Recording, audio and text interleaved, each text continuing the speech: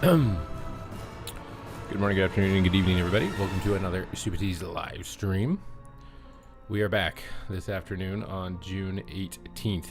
Patch 12.0.7 is live, and 12.1 was just announced. A video covering all of those patch notes, which recently uploaded here on the YouTube channel. So if you want to see all of the features and new additions coming, and it looks like a lot of other stuff that was unlisted, which will be there in the future. And make sure to smash the subscribe button so that you stay up to date and don't miss a beat. I am thinking about starting out on my Elemental Shaman. I've kind of picked this up as my new main. For some reason, at the end of my queuing sessions though, I end up having my power go out or people deliberately throwing my games, so it's been an interesting journey on the Elemental Shaman at times here. Kario, good day. You are first. You weren't first in the morning stream, but you are first now in the afternoon stream, which is still number one, because there was only one. Yeah, see, look, I lost so much rating. I swear. I was done getting memed on. Oh my god, what? How was that so fast? I was expecting to sit down here and like settle in and just prepare, and nope. Insta. Into the next game. Insta.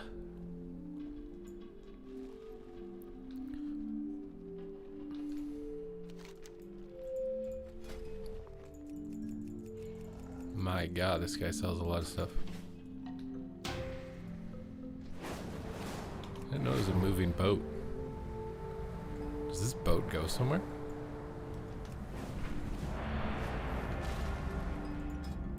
Oh, we can't take a queue on a boat.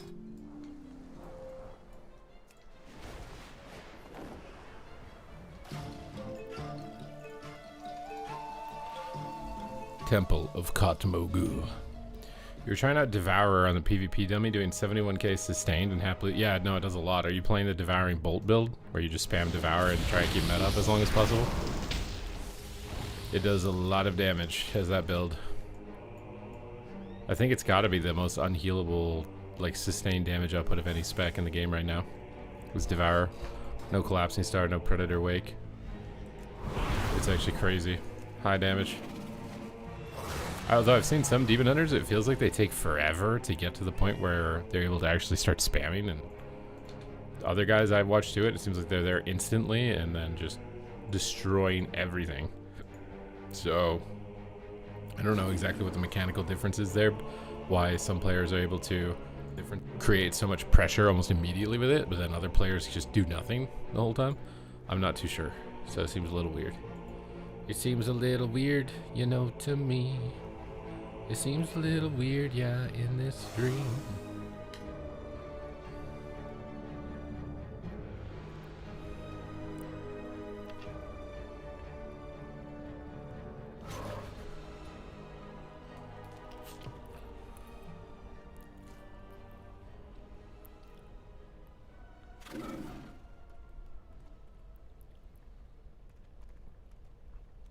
Did they try and do... Did Zarya try to do a hardcore Molten Core with no healers?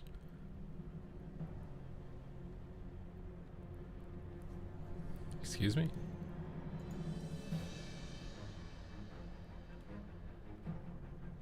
Excuse me?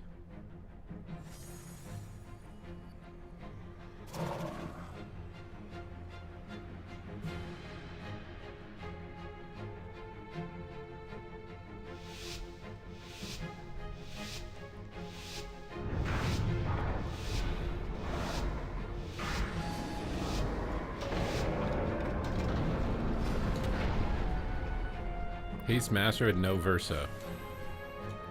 Was the Demon Hunter in the tournament doing that? I swear he was playing Collapsing Star. I feel like if he was playing just the full damn build, he would have absolutely owned them.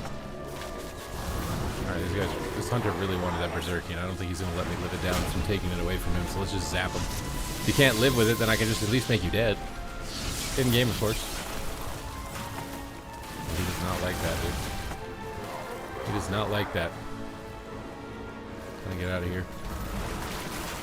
My health bars are randomly so big. I think I changed the setting and now they're gigantic.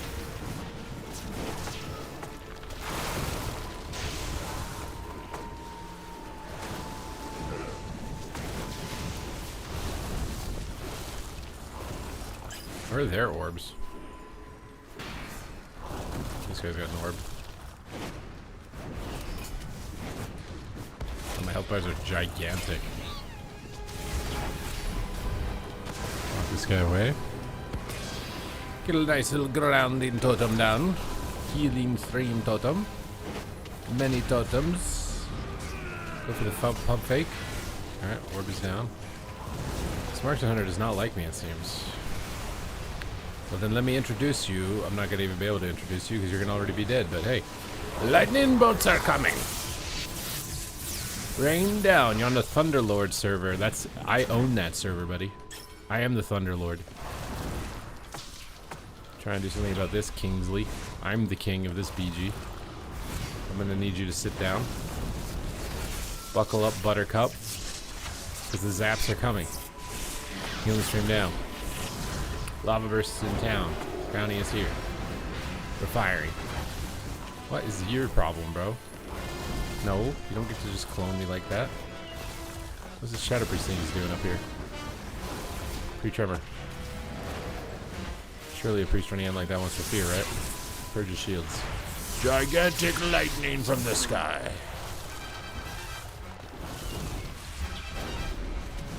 Not enough. Is this true? Where are they at? Where their orbs at, dude? That's all I want to know. There's their balls there. I see your balls. I didn't think you had any for a second. Oh god, am I dying through my shield wall? Well, I can't do any damage to it somehow? What's going on? Oh my god. I need help. I need help. I need help. I need an adult. I need an adult. I baited him in the middle at least, I guess. What is up, Sigmund? Are you related to Sigmund Freud?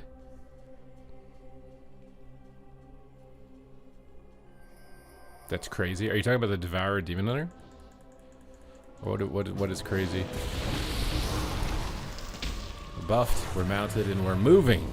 It's time to roll out. Autobots roll out.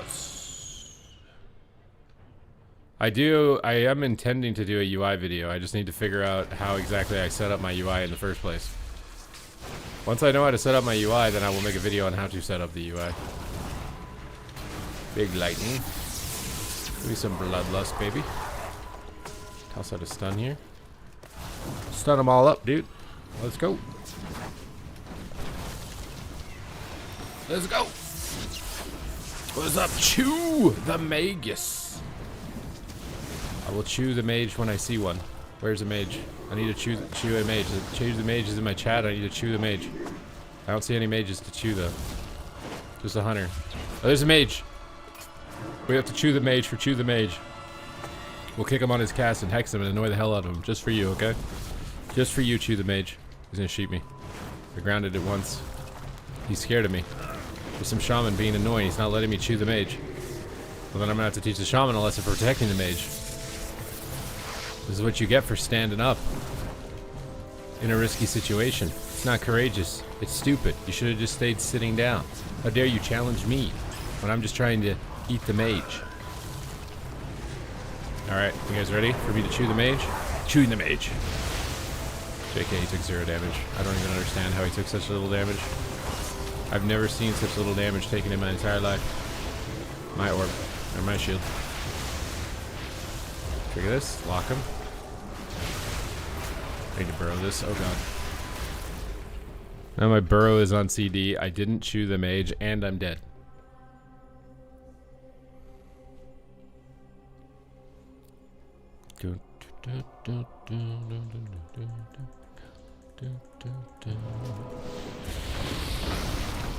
I will chew this mage.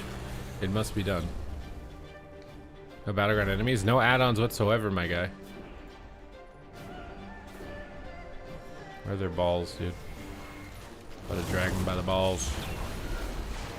What is this dragon's breath, dude? The mage is annoying me. Are we even joking right now? Are we even joking right now? I just get sheeped and sat a sheep in a BG? No one broke it? There's no way. It's physically impossible for someone to not break a sheep in a battle.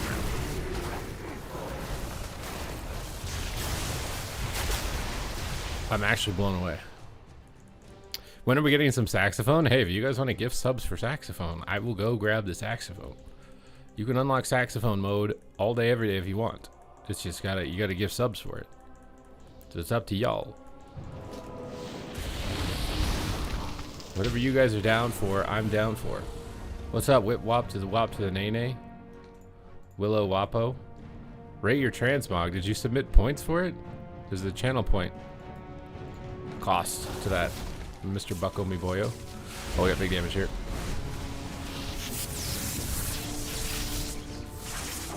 Let's wipe him out of here, dude. I can't believe these guys are even coming back in the game. How dare they traverse in the lands of gods, the domain of gods.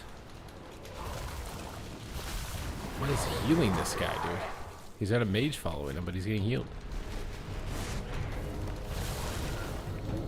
Oh, this hunter is annoying. Somehow they have 4 balls now? Oh no, we have 4 balls. Wait, how do we have 4 balls when they have control of everything?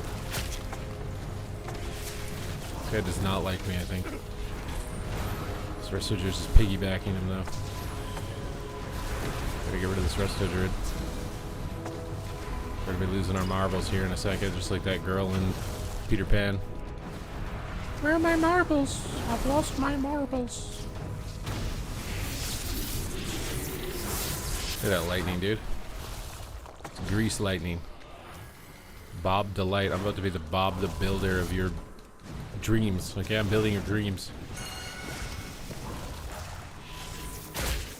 Bam. Can you give us a Supatee's hot take?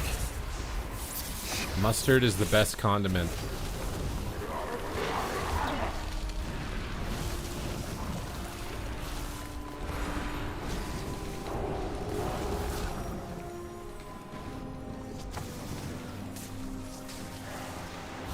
Are we joking right now? Is ground each other? I need you to go in the corner and sit down.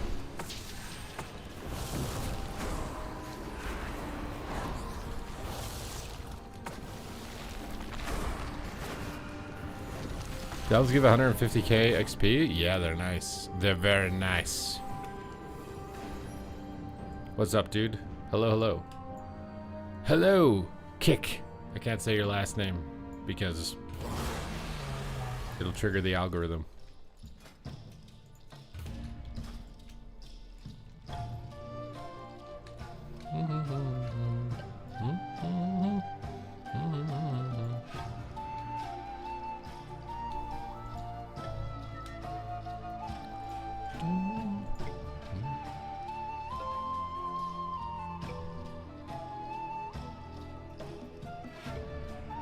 You guys want speech of the day?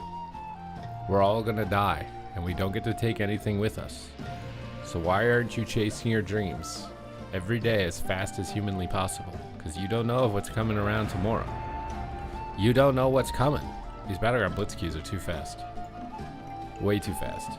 See? Like this, your life could end as fast as this Battleground Blitzkey popped. And you're sitting there not subscribing with Twitch Prime?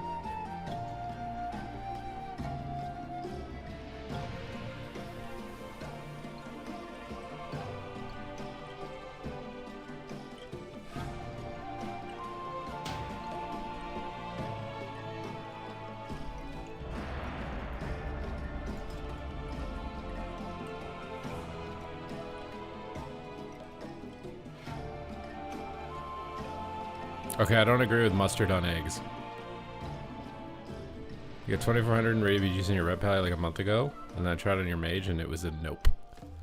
There's a bit of a gameplay difference between those specs. There are no Twitch Primes here. Do you guys really have no Twitch Primes? Well then what am I doing here?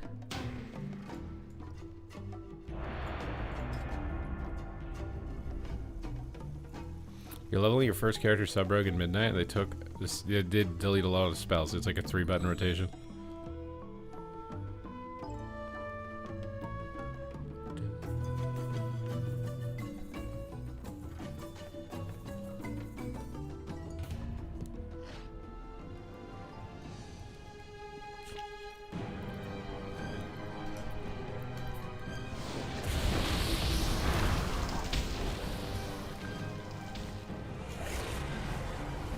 Subtlety Rogue is really good, yeah. It's just easier to play. Subtlety Rogue is superb.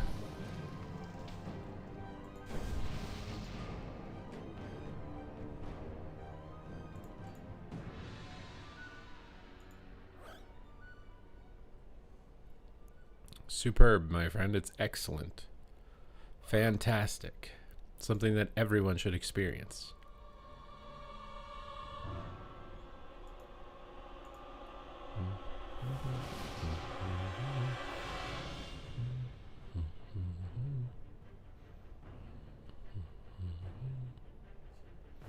You need to go Arcane or Frost? Oh, wait, you're Fire? Fire could be okay in BGs. Big meteors. Go for a KO, sneak in with Invis. When was the last time you went to a big event? Gamescom? What do you mean by big event? I think Germany, Gamescom, in like October or whatever it was last year.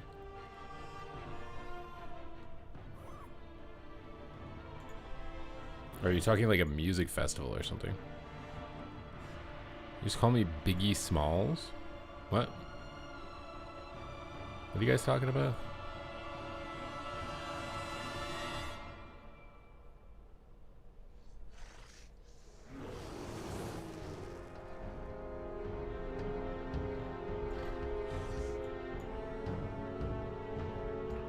Birthday parties? Have I been to any birthday parties? No.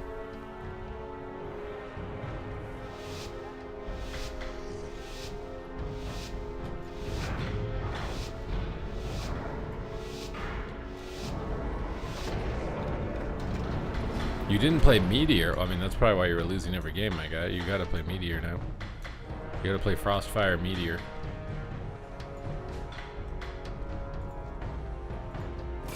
This is some Skamaz shit right there, bro. That's rigged because you're in the new class, alright? You're Blizzard's favorite. You're not actually good, okay?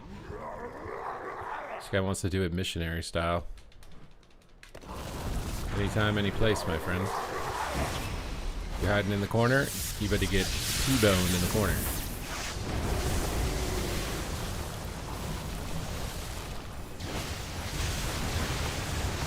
Persian? Get these guys out of line. Chase after him. He's running away from his team. Lava, lava. You don't think I can do that? Oh, it's not off cooldown. I can't do that. You got me, bro. What the heck are you doing here?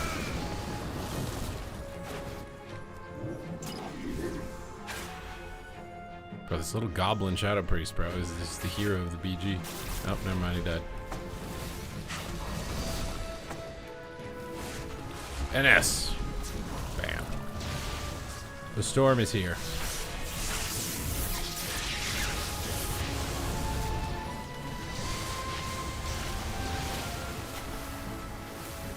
Why are you running? How old is that meme now? Like 15 years or something?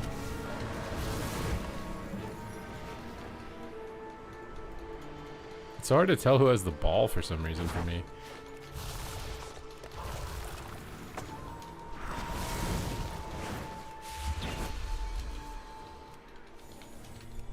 This one is resto here.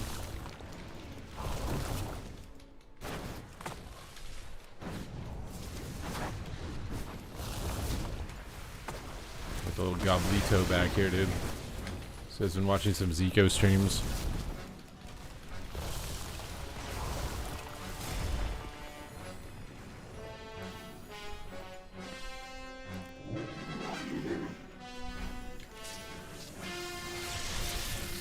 The storm is loaded. Are you prepared to feast on lightning? It appears you were prepared. Ascendance. Crash lava into his skull. Heal. Heal. Heal. Heal. Root everything up here out of line. Protect our orbs at all costs. Protect them like you would protect your balls. Unless you're a masochist, then just get out of the BG. I don't want you protecting anything.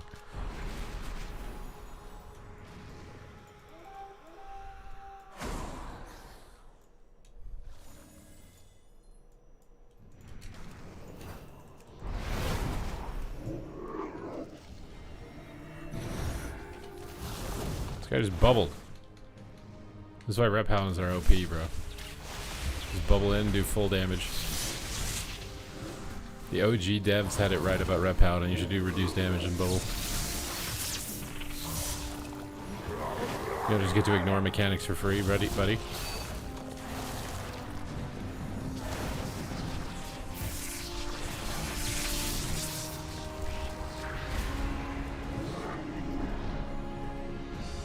They have so many more balls than us, dude.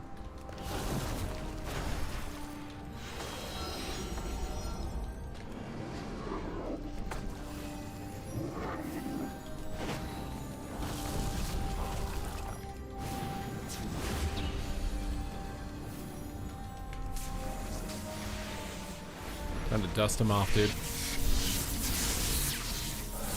Another blur, you say?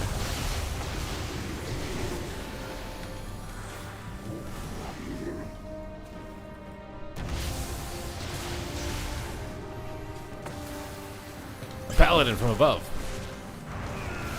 It's a bird, it's a plane. No, it's a frickin' rep pal. I just died in burrow.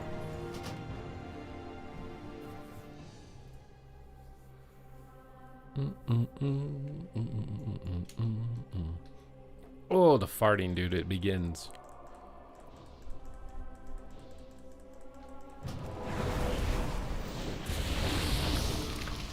Are you guys ready?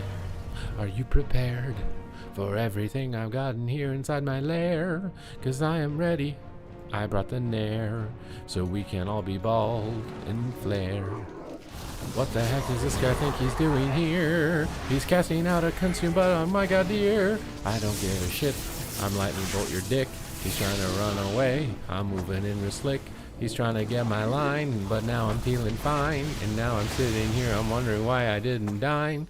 Oh my god, they're all around the corner's end. I got no healer on my team around me and no friends. What will I do to run? How will I survive? The hunter's chasing me, in just a moment I will die. I'm trying to 1v1, but now my life is done. One more Urshulk and I've got him summoned to number 1.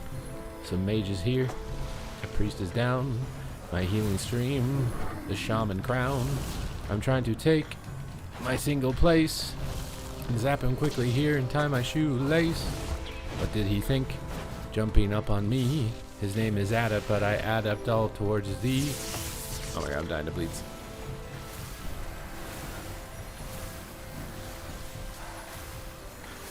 Turn the orbs around. We gotta take the middle now. We gotta even the score. What's the easiest way to level alts? Definitely want to do the delves, because they give you Giga XP for completion. For sure the delves. Get her done.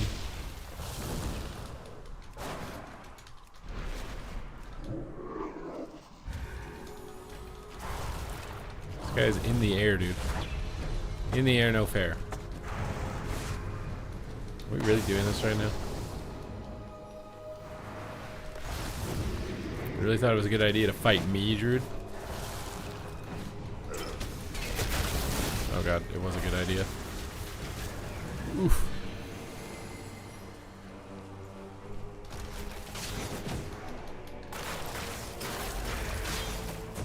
Down the opposite side of the map where the orb spawns is the goal. Wait for Turbulent Times Way events. Yeah, when does that happen? Next week?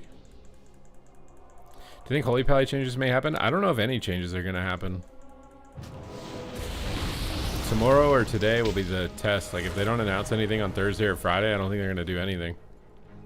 I'm really surprised they wouldn't do anything about Preservation Evoker or Mage to make it better for new players of Mage and Pres Evoker to bring them down to Earth and Battlegrounds. My god, bro, and Battlegrounds are overpowered. Oh.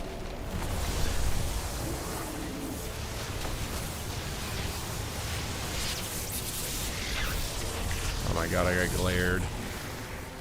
They even have the best defenses in this map too. For surviving with the orbs. They only got one orb down, they have 3? When did that happen?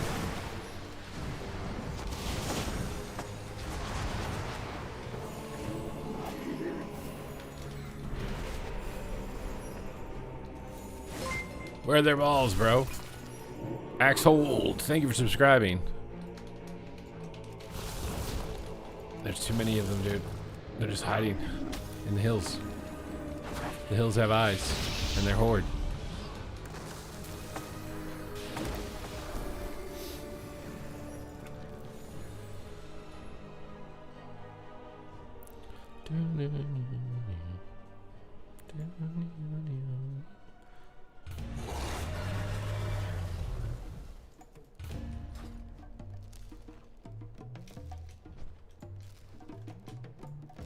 The Zuldazar music is actually so good.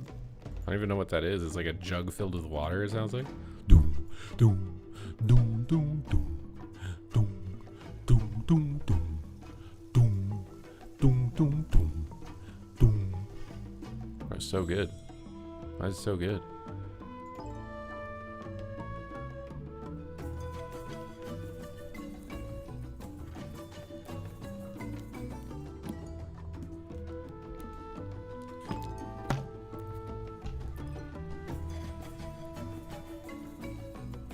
Oof.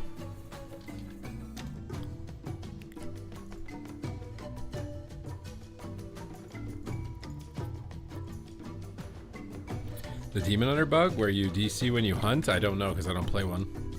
I haven't noticed anyone DC playing Demon Hunter against me today. I think there was a Demon Hunter in that BG, wasn't there? Pretty sure.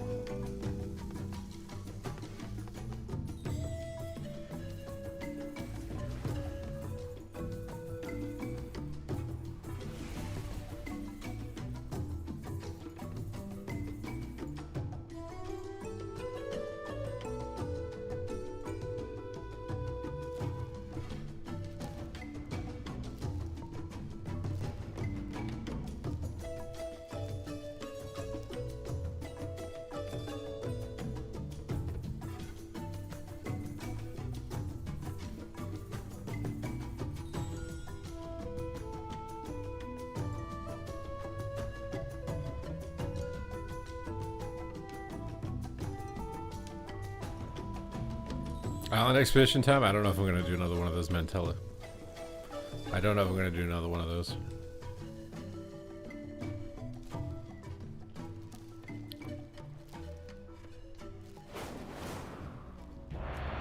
God damn, bro. 3 battlegrounds. Just right off the rip.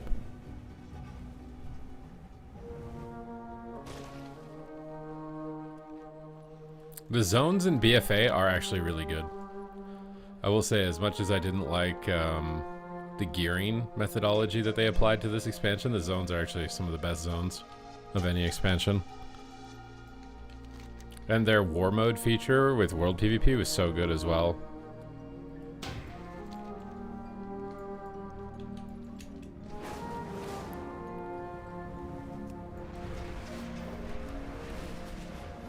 It was really just Azerite armor and like infinite grinding that was, and having to do endless PvE to try and get your BIS for PvP. That was my biggest issue with it.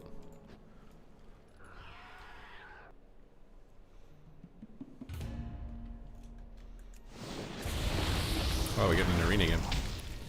Alright, little rat hunter.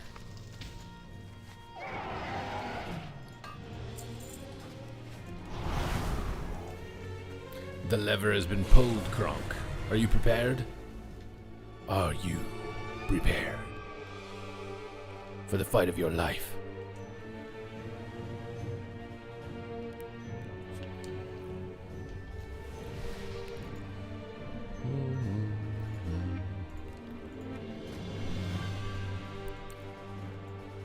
This guy's got heirloom gear on, dude.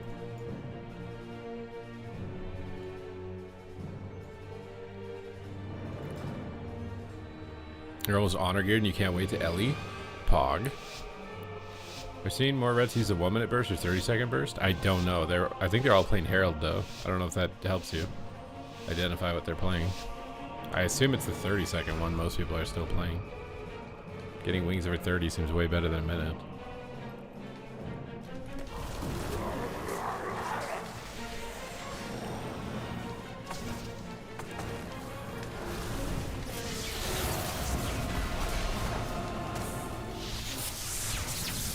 Damn, Daniel.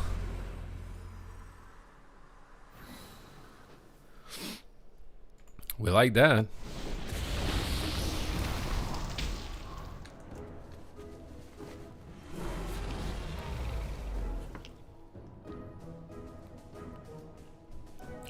Hunter deletion.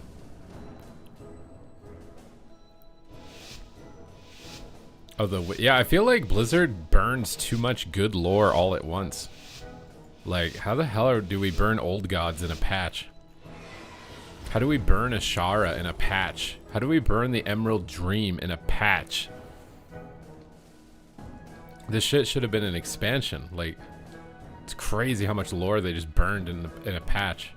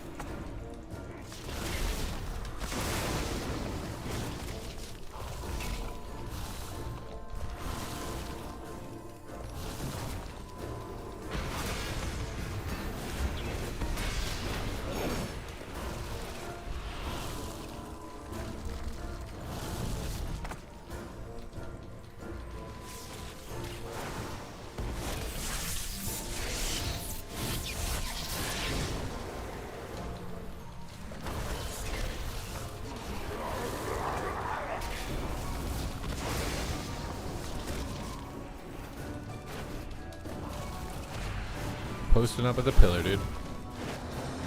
Send him a post-it note.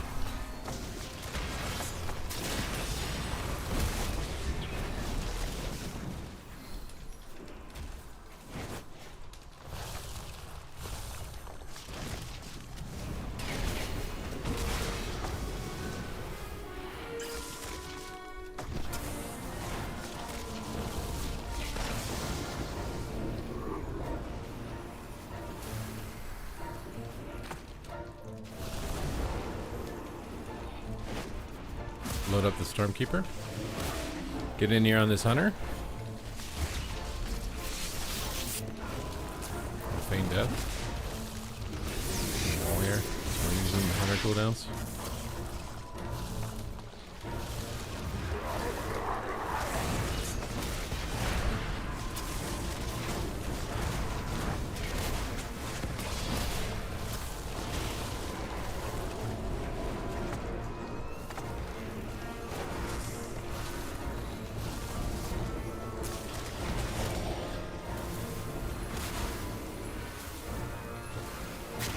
My burrow here, we can get really far ahead.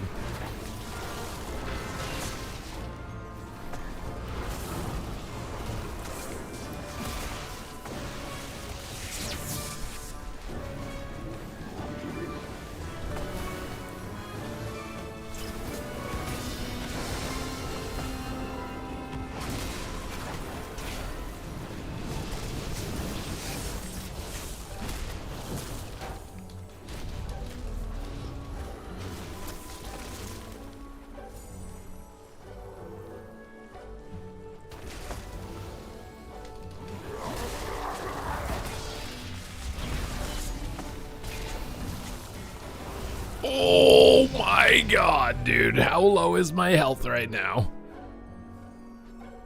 Well, dude. I do have an Ellie guide, yeah. It's on my YouTube. I'm drinking Diet 7-Up. Has no caffeine, has no calories, has no sugar. It probably has something else that's bad for me, but I'm losing weight, and I really was tempted to buy some really good like cinnamon buns, but there's no way it would fit my calorie budget, so I told myself I'm buying this instead.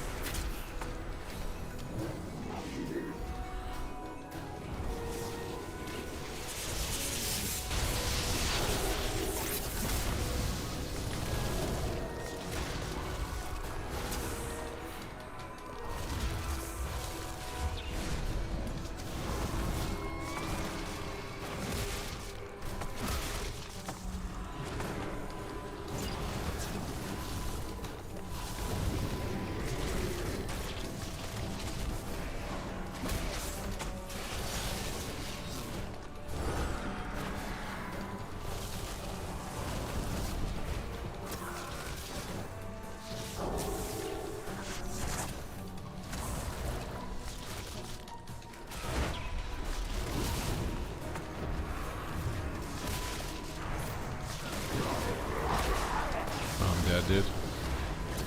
I'm so sad. It's my big pop. My big Papa John.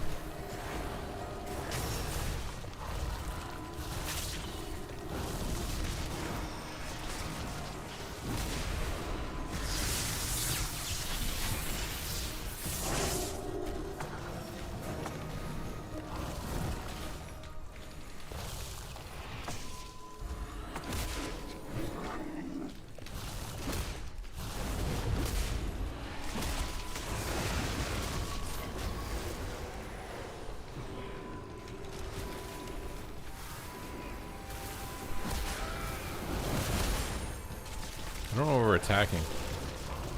I thought it was the rogue, but now I don't know.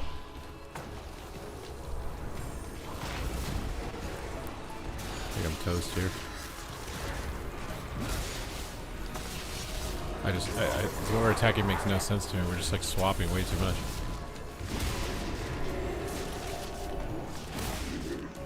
He's just all over the place.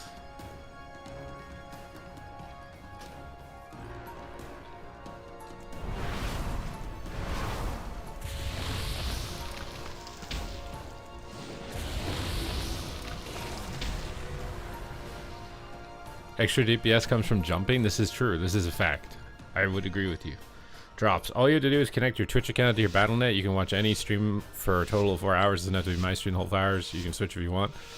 And then you'll get the Murloc thingy.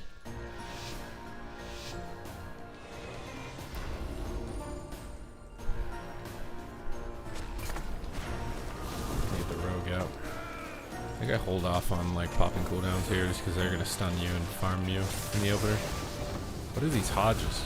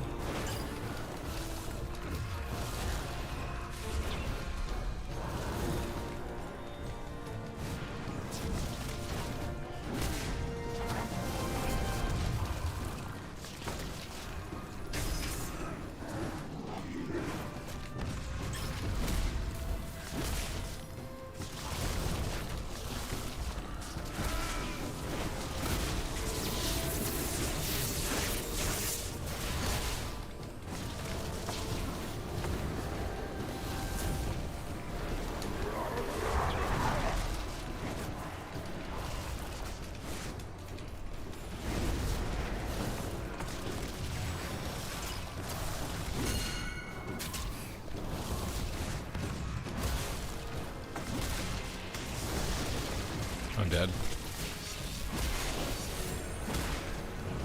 Oh my god. I got land hands, but not.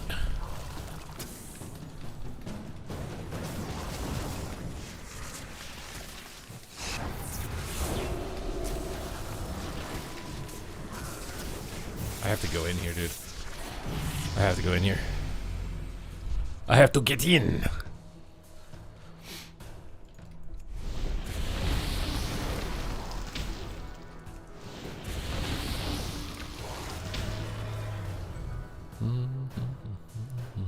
Actually, don't I have a macro for Ascendance? I might proceed my orc racial separately.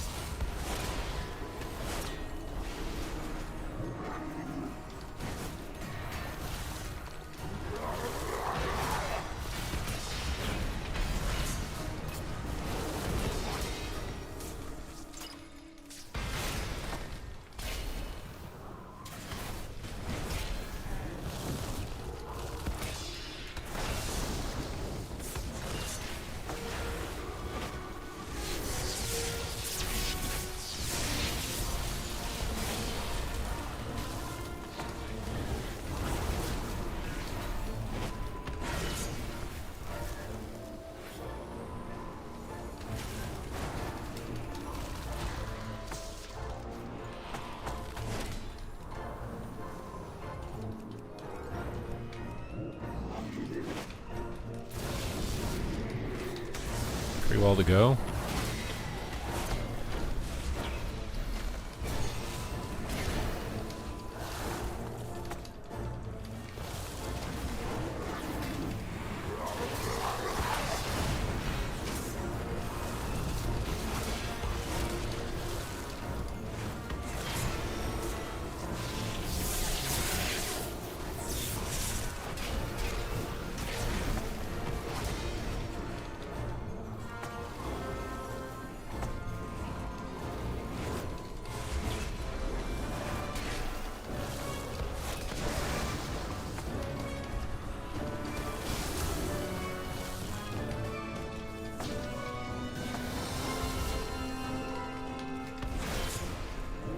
This ret is just 1v2ing us like the Terminator, bro.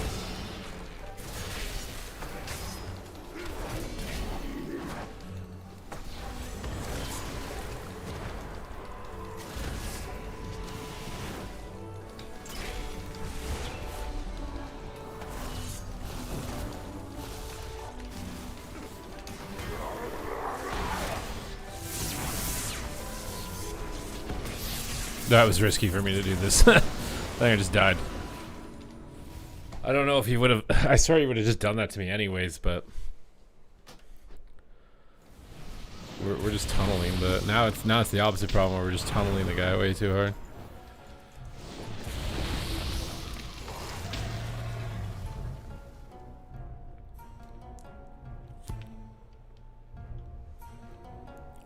That was a warrior level move? What, leaping into the bomb? You think I have fear? You think I live life with fear?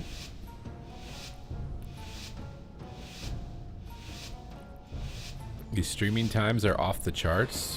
What do you mean? Because everybody else isn't streaming?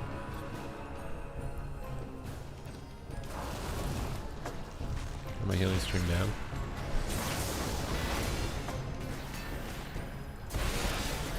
I'm gonna burrow the opener. My wall is not strong enough.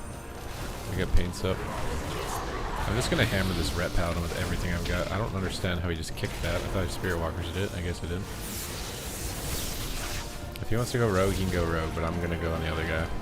Unless the rogue is in on top of me. And I'm so sad, dude. My god, dude. This class really need this. Do we not have Hunter's Mark on him? I don't think we do.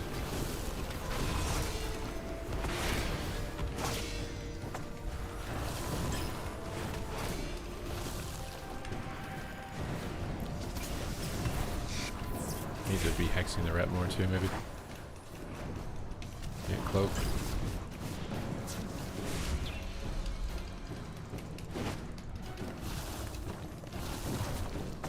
Wait, they're going priest? There's no way that was gonna work.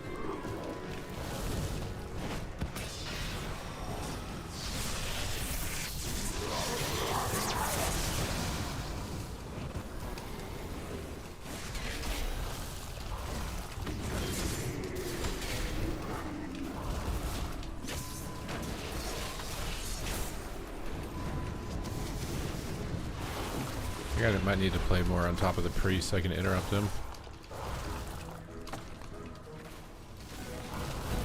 I'm in trouble here. Wings and blades.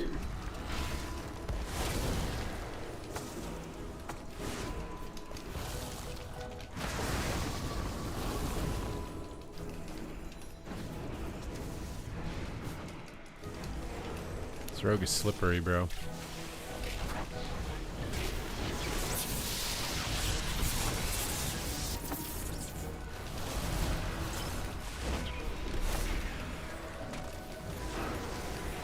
Ulties and ground it.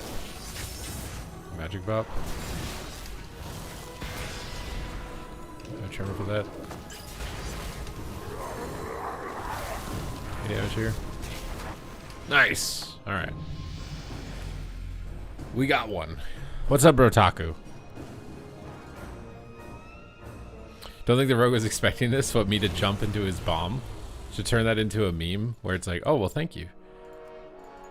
I did this to desperation to stay alive, but now it wins the game.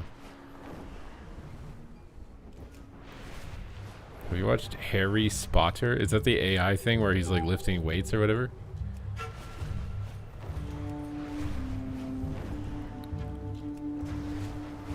I see what you did. Yeah, I thought I could catch him off guard and zap him. Instead, I just died. But I think I would have died anyways. I swear. I swear I had to take the gamble that I was going to get the lightning bolt off with him not expecting me to jump in.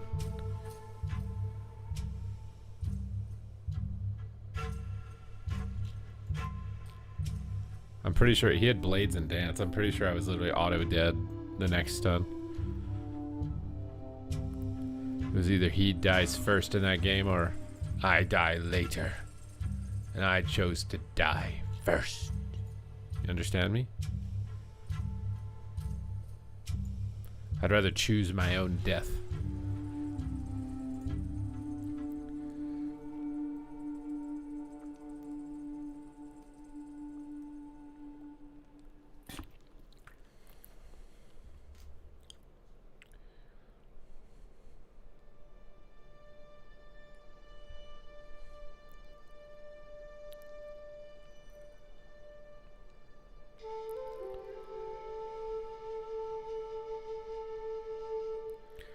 Just incredible to see the new ones compared to the original ones. What new ones? Isn't red damage kind of stupid? Red damage is pretty good, yeah. Red paddles will still have you believe that they're bad right now, though. But their damage is pretty good. It's mighty good. You finally got elite as the first time as an Aug Evoker. Congrats, my guy.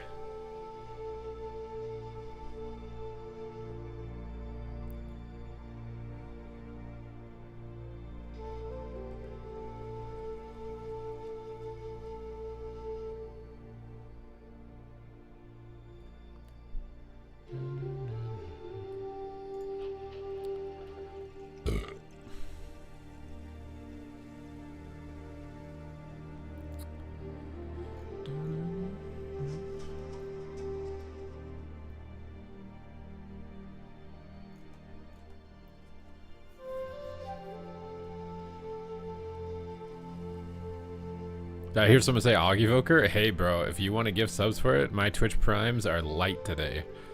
So if you want to go for Aug, go for Aug.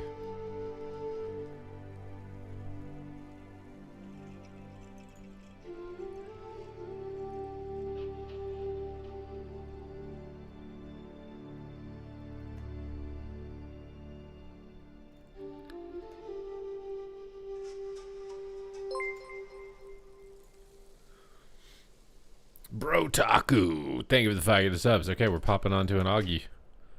We're going Augie Osborne.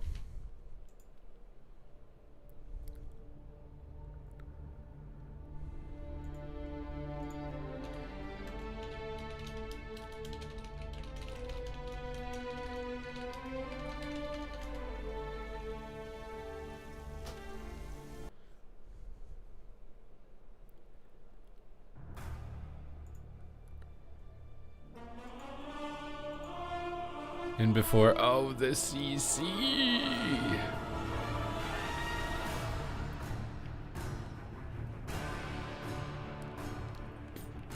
Oh, the humanity. Oh, the dragonity. Oh, the draconicy.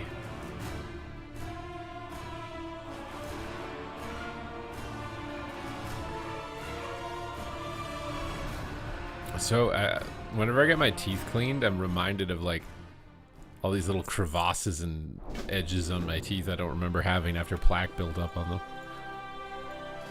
Like my tongue can kind of get stuck between teeth.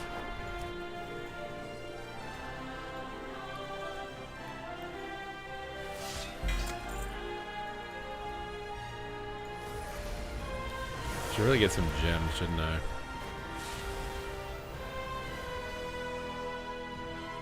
There's so much gold though, man.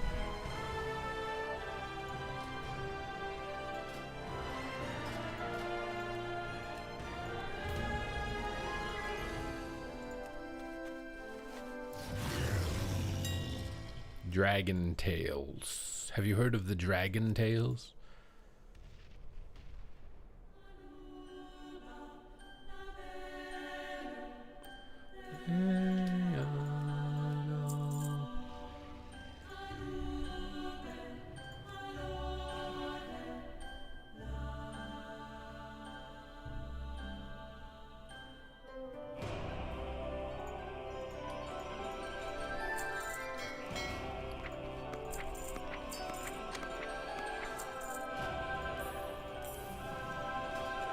Oh no, what just happened?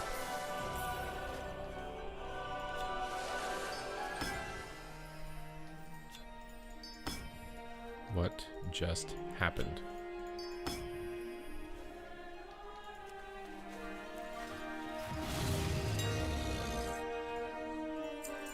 Alright, we got everything in there. Just in time for a game. Oh, I don't have an Omnium Folio. I don't have an Omnium Gongholio.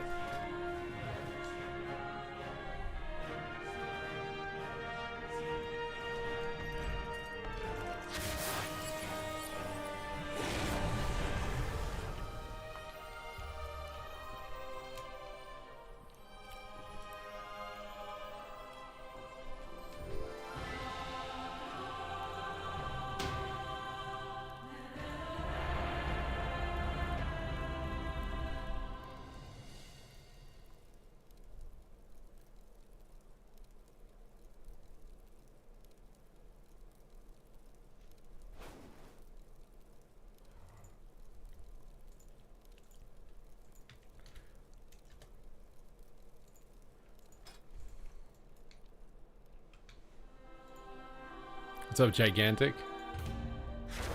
Hello. We are here. It's dragon time.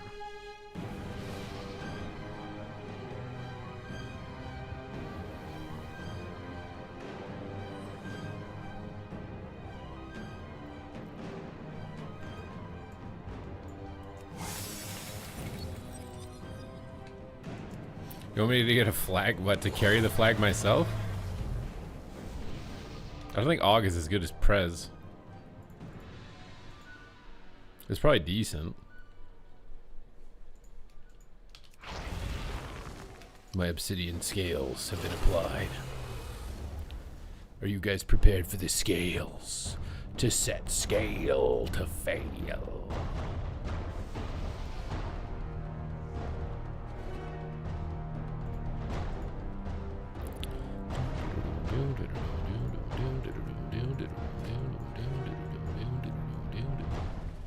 So, oh, is this the movie Shield? I think it's from the movie, right?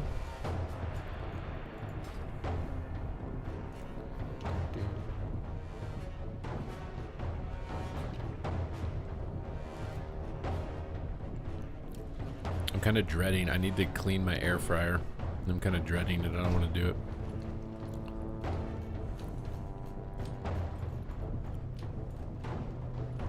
Well, you can see the volcanic shield all around you in first person.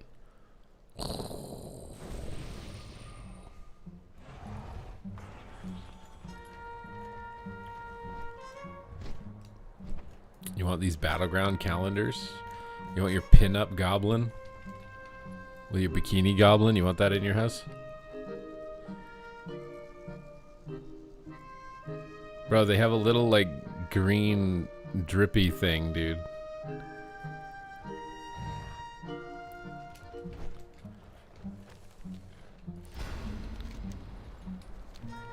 I don't think I should be coming up here. My team needs me. We must aid them. Go. We already killed something.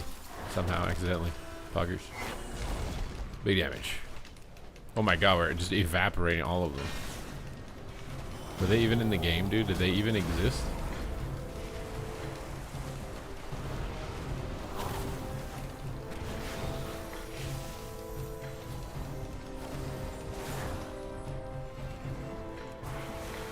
Time skip. They call me a goonlin, not a goblin.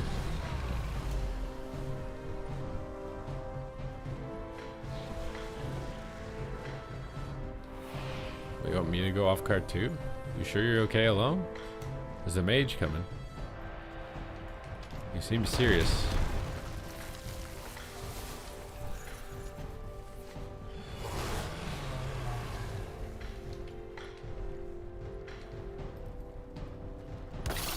They watch me nay-nay. And then we go, yeah. I'm slamming eruption on a mage who's trying to slow, bro. Fire breath. Upheaval. I lock them out like Weevil Knievel.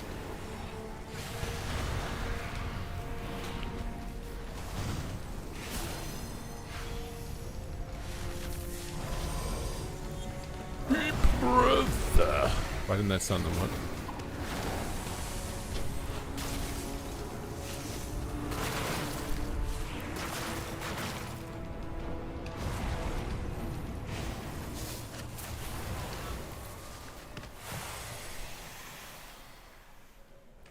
CC is the greatest power you have.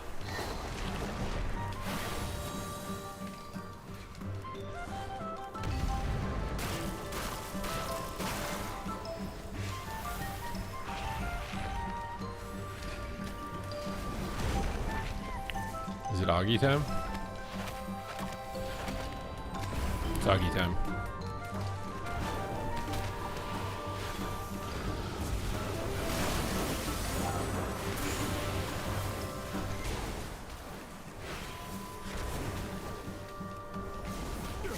My god, dude. Someone kicks the Aug, dude. And doesn't come to regret it.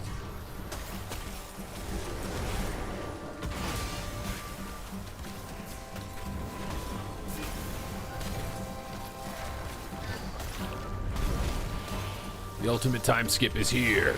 Rah! Prepare to be annihilated. Dragon time. Dragon Ball Z.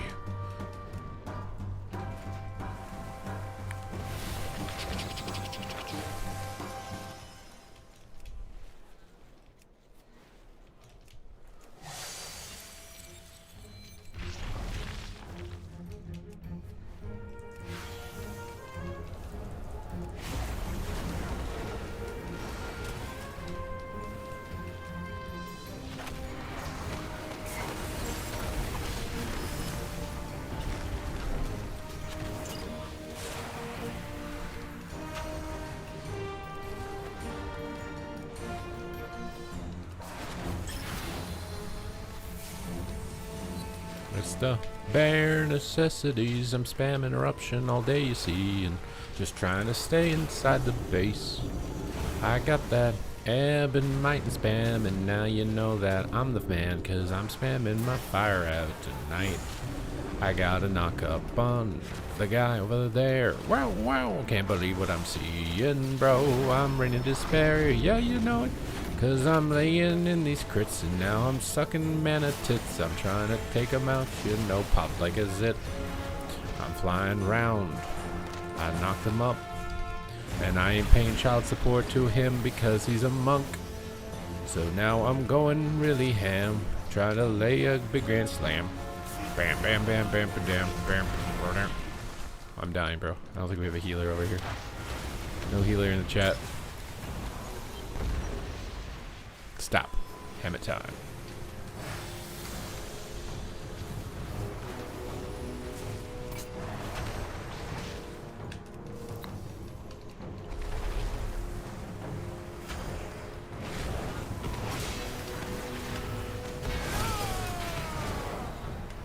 Down for the count. Super Disney rap mode should be $20. I just gave it to you guys for free. What the heck? I just got scammed. You guys just scammed me. I just did it for free. Was the new patch affect PvP? It does. I think the game feels better.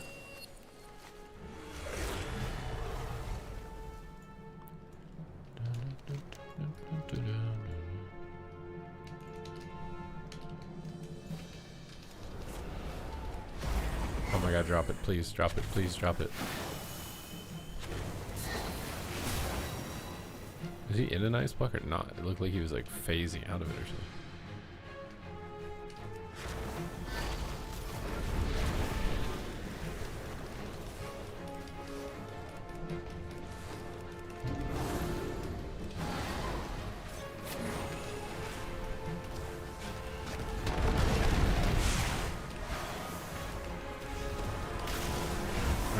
Get in here, dude. Get some work done. Big eruptions. Big old done eruptions. Time to fly. Time really does fly.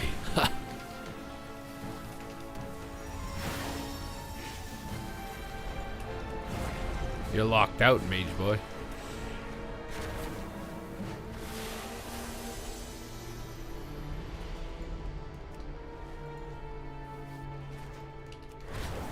Pacifist mode? Your BG and your Fresh Fury Warrior? Oh. Victim mode?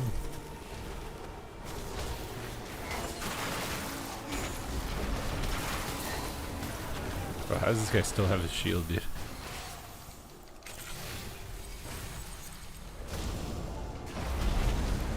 No one just clicked on it? The wall was my team, not theirs. They couldn't click it. I mean, unless you mean attack it. Why did no one on the team attack it? I don't know. Literally just staring at it. Their alliance trying to hug me and they're not nice. Just tell them it's your no-no zone and then they'll leave you alone.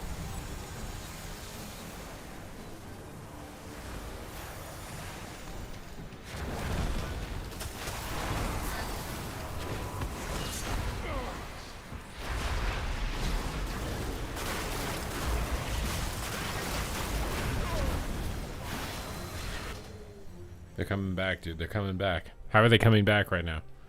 They weren't supposed to come back, and they're coming back. They were supposed to surrender and give up, but they're still trying. Why are they so trifling? Why do they attempt the impossible? Why do they not just realize their demise?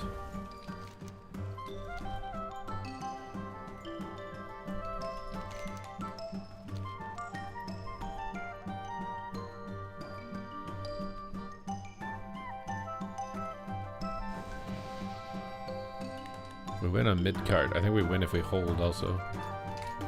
Oh, someone's coming. He's got Og in his name. Well, let me introduce you to the real Og. I'm taking to the skies. Did you think I forgot about you? Bam. Get off my base, little shadow turd. I am the dragon god, not you. Bam.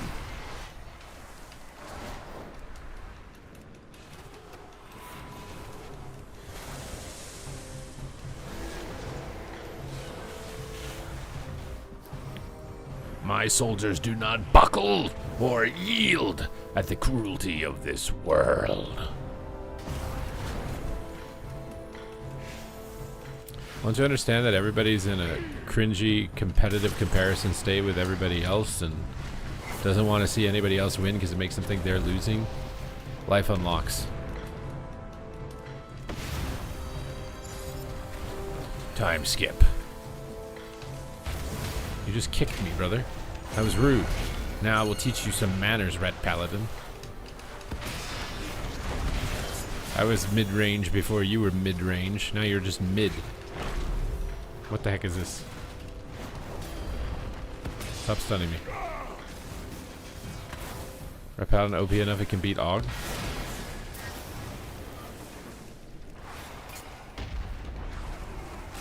My god, an invisible ring.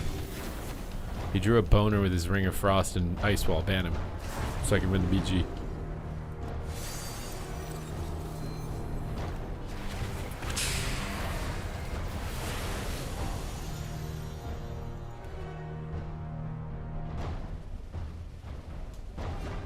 I need to remove add-ons because they're making raids with invisible mechanics like weak cards.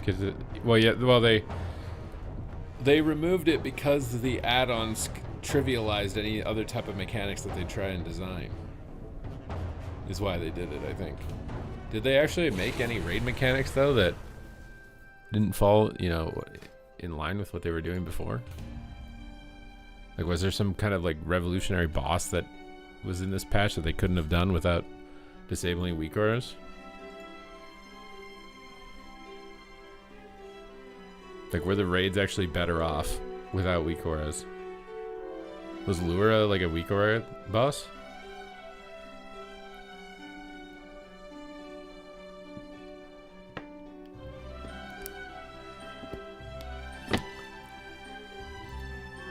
Lura? Lura was the boss?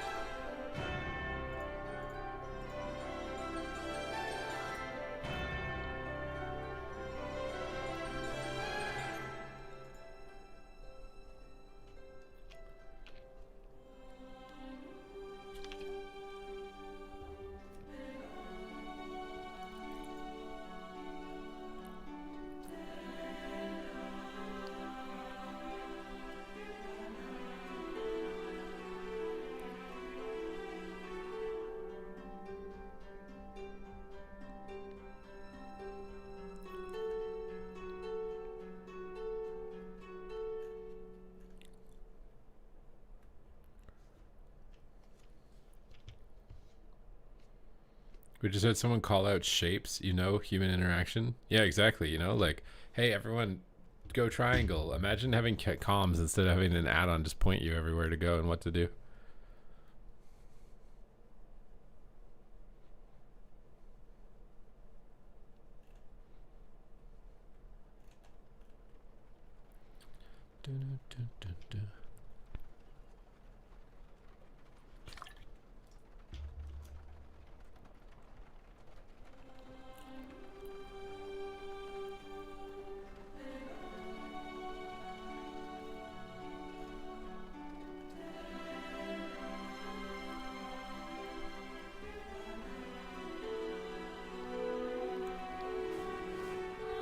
What did they? She got pile driven with big nerf though.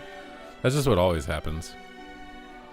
They release the content way too hard for like 99% of people, so Race World First is entertaining, and then when Race World First is over, they nerf the crap out of it so everybody else can clear it.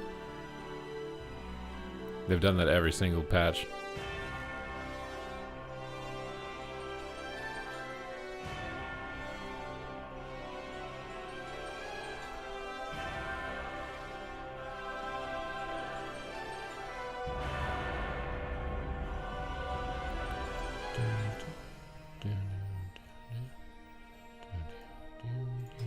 Bro, the BG queues are popping today. What's going on?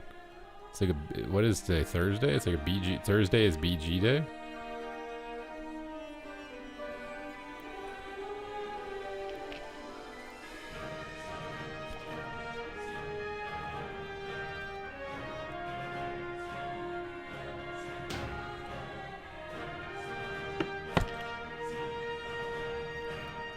It's BJ day. Not for me, bro. Is it for you? I'm not happy for you if it is.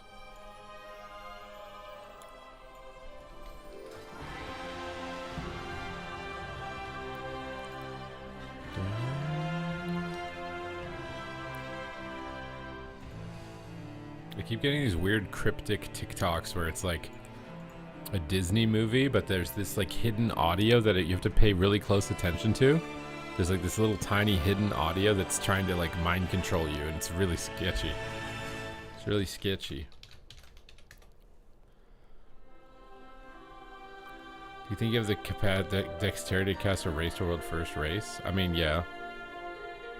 For sure, what do you mean? I have the class knowledge. I just need the boss knowledge, which would probably take all of less than 10 minutes to commentate.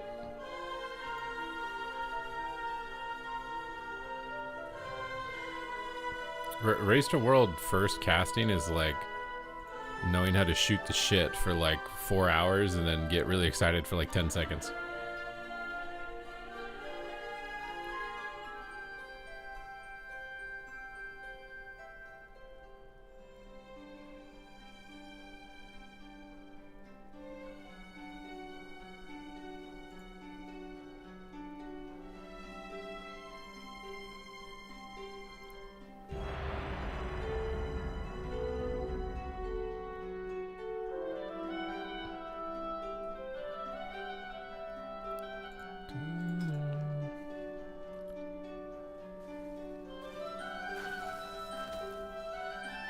Two, 3 weeks of watching it. Basically like a date. All that time talking for a quick 2 minutes at the end. I guess. I mean, I've cast a Race to World first with Classic WoW. Method invited me out for when Classic released, so they were doing a race event to get level 60. And I've casted it, and 99% of it is you just like talking about random memories or moments or just shooting the shit. That's just all it is. For your little time slot. You might talk about what's on the screen like less than 5% of the time. Or if somebody enters a new area, you might explain the area or the combat for a bit. But if they're going to be on a boss for 5 hours, you're not going to sit there every wipe like, this is the mechanic, and you do this to do this and avoid that. You're not going to do that for the whole time. You might do it like every 3 polls maybe or something if new viewers are cycling in.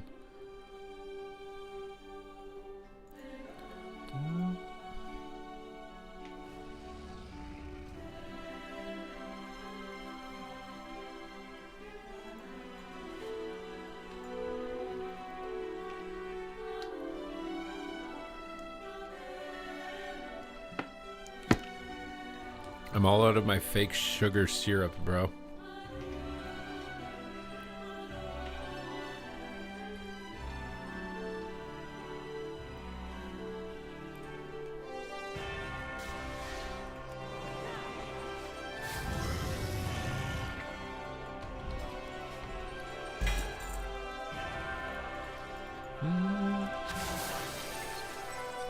You want me to show you my balls?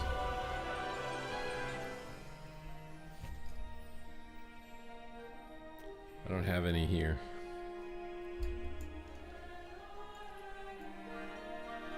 I do have a flute though. Do you want to see the flute? What the fuck's going on with the flute?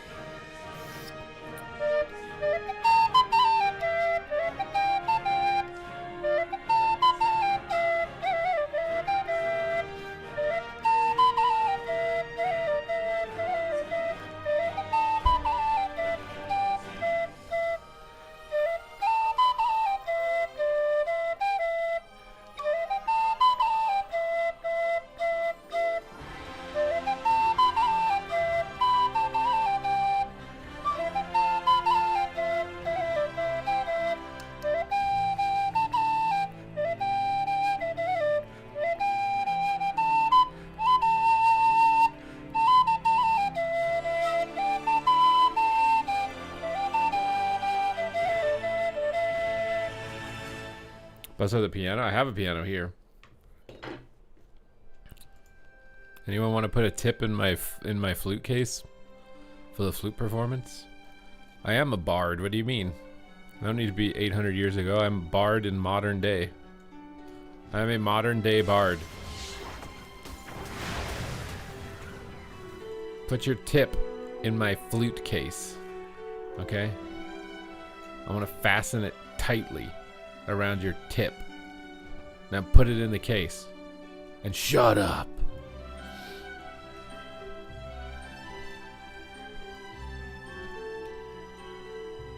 It's not wood, it's metal, but yes, I am very handy at handling hard objects.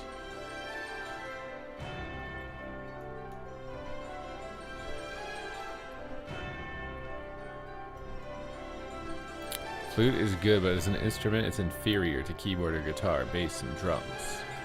How dare you insult the flute? I should ban you for such language. Do you understand whose dojo you're in right now?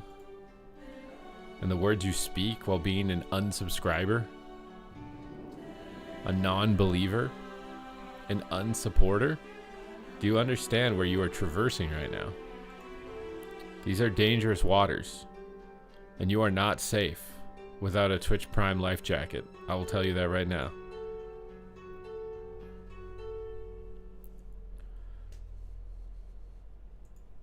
I will tell you what. Oof, the farting begins. Again. Again.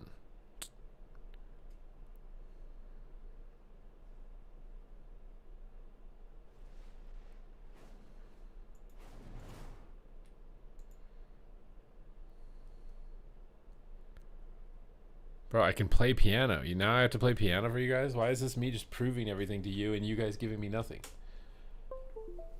Dude, I want to see Toy Story 5.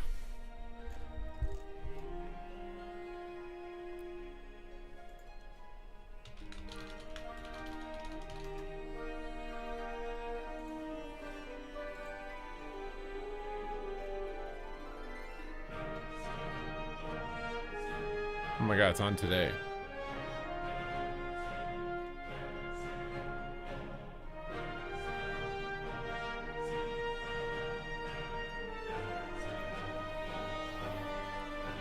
If I were streaming, I'd be playing my mixtape to my viewers all the time. Well, then start streaming.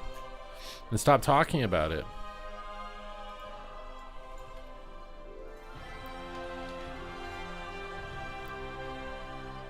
You want me to play the piano for you guys? You want me to tickle your ivories?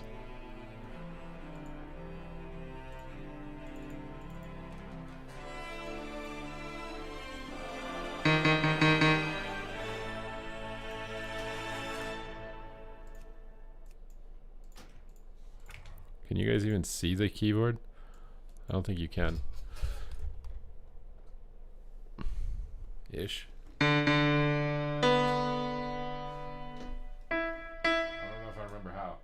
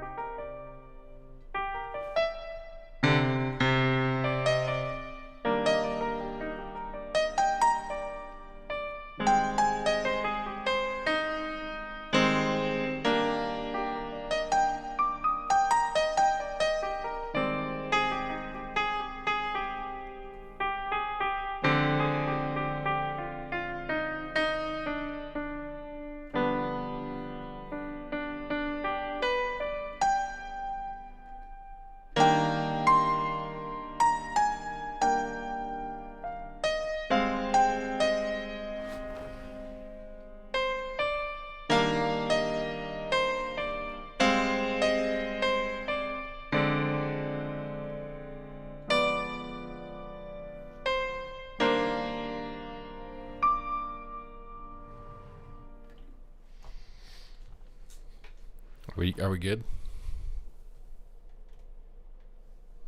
Oh my god, it's too far now.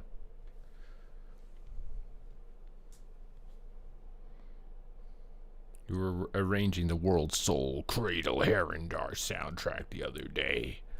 You're creating like an epic rock Herondar track?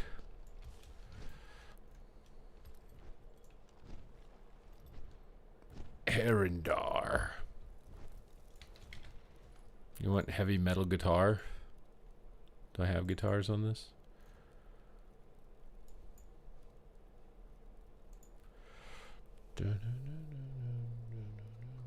Wrong way.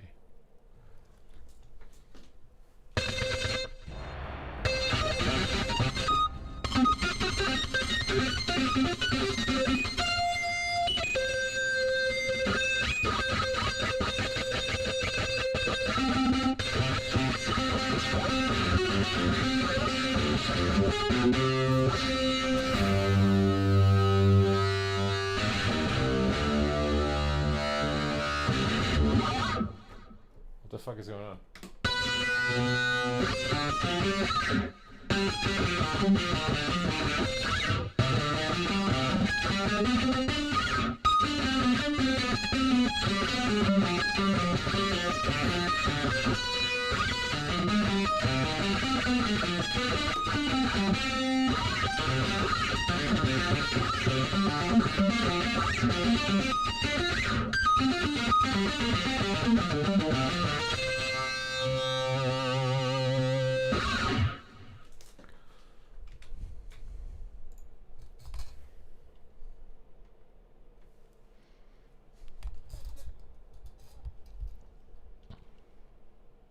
You like the infected mushroom? You can infect my mushroom, baby. For a Twitch Prime. Party Waffles! Oh, does Party Waffles want a guitar solo for his host? Does he want a guitar solo? Huh?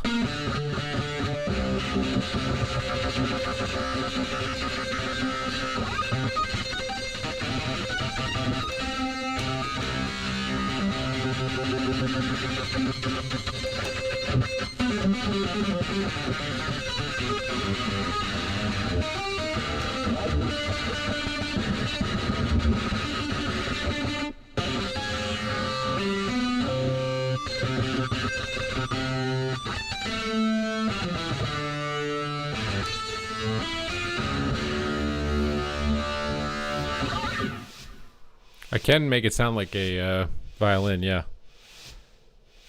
You want it to sound like a violin? Then gift a sub.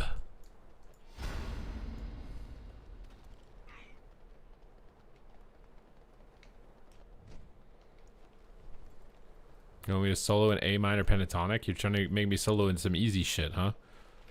You think I'm some noob? Is that it? Guess what I have? The dragon.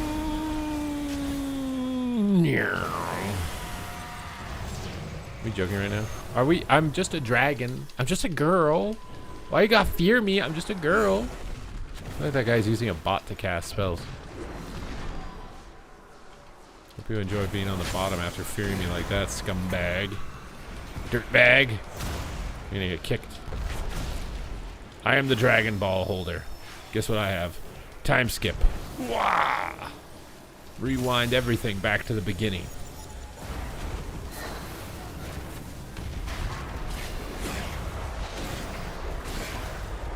A minor pentatonic is literally all the white keys, my guy. And so is E minor pentatonic. A minor and E minor are Papiga.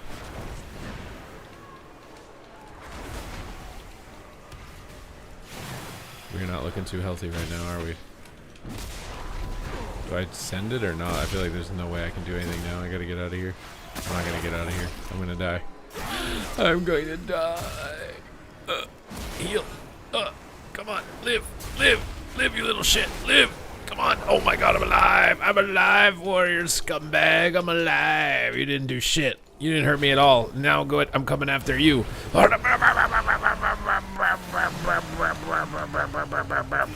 I I'm coming back with a fiery vengeance. Why would you kick that? It's so rude. Time skip. You can't hurt me. I'm immune to damage. Little paltry Bladestorm. Bladestorm these balls in your mouth. Demolish this nuts. Are we even joking right now? You gonna run away like a little coward? Not that I was totally running away 2 seconds ago.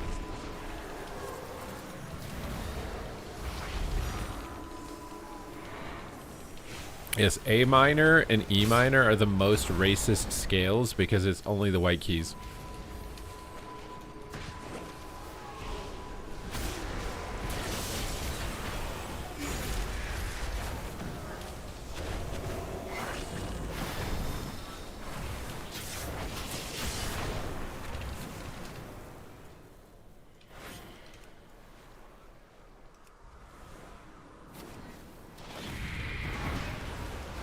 You should give more to the super T. Are you guys trying to sub? I could use a sub real bad right now. Am I getting heal or what? Like, there's 1 DPS here and I have a healer and I'm dead. What? How is this possible?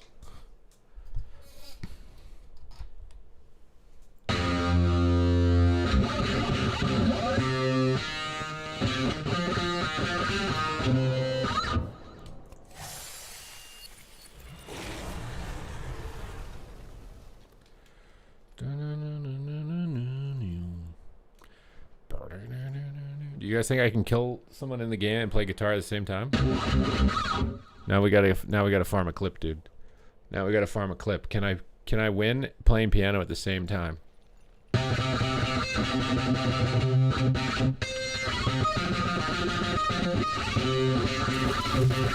Oh my god, I don't remember. Can we not run behind me? Bro, I can't. Fucking god damn it. I have to use my mouse to be able to hit him because he's just fucking going behind me. He's so bullshit. It's like he knows I'm trying to play the piano and attack him at the same time. But he's too dumb to see the base getting capped, I guess.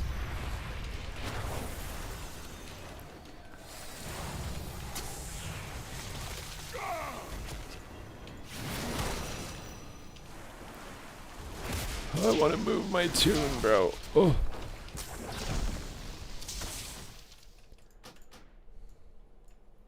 Okay, Og is not a good play the piano in 1v1 someone spec.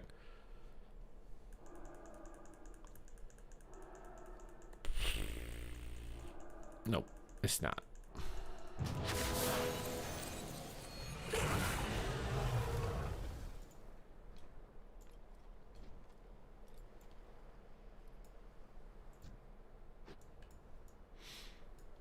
I see some stuff going on over here, dude.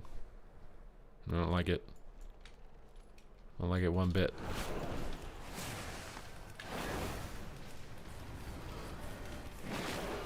Killing you, brother.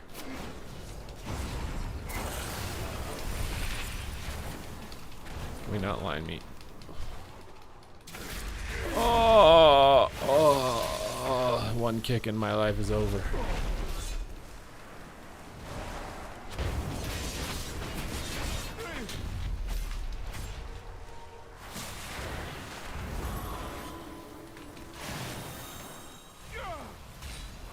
The time has been skipped, and your life will perish.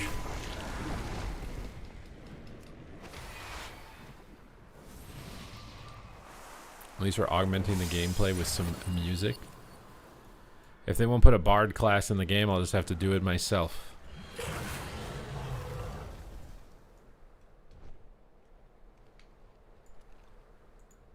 When you're losing, you have to take risk to get ahead. And when you're ahead, you need to avoid risk.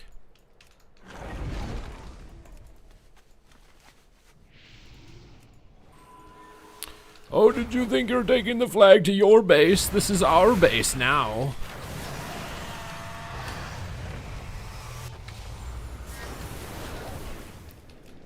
Eradicate.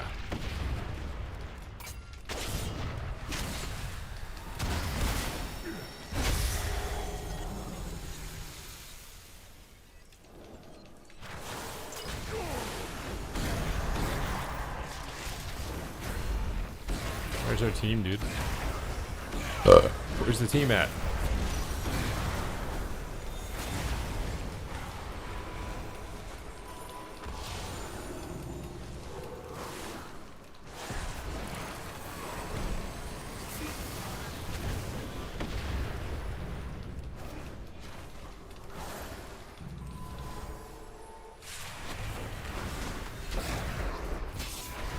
I think they fixed the DC bug. That would have like 1,000% disconnected somebody before, I think.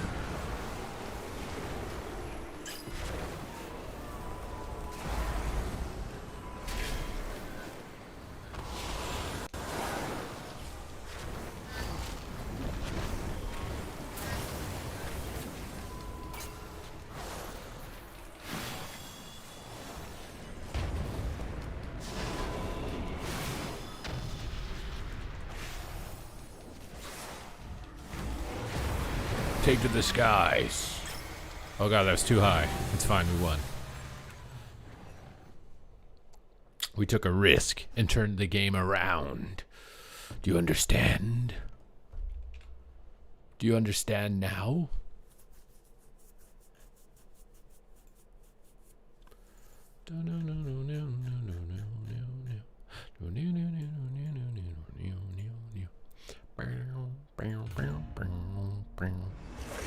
Okay, you wanted some violin, did you? Some violence? Some violins? Oh, that's too low for a violin.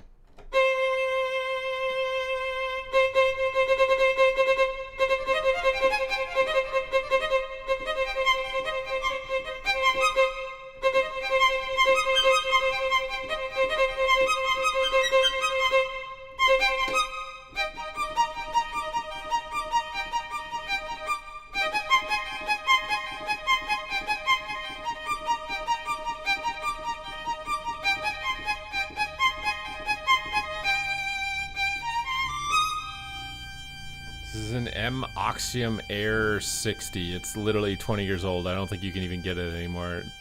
I wouldn't recommend it. I can make it more like a violin. It doesn't have any reverb on it. We had reverb on it.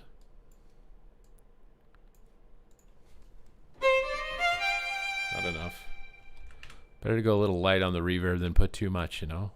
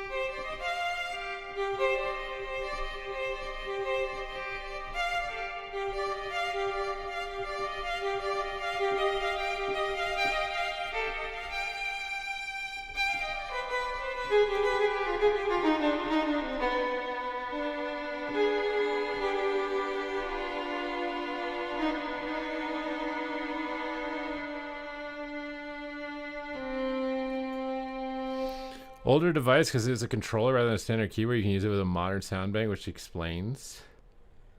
It's just a controller, yeah. It has no built-in sounds. Although the sounds I'm using are also 20 years old.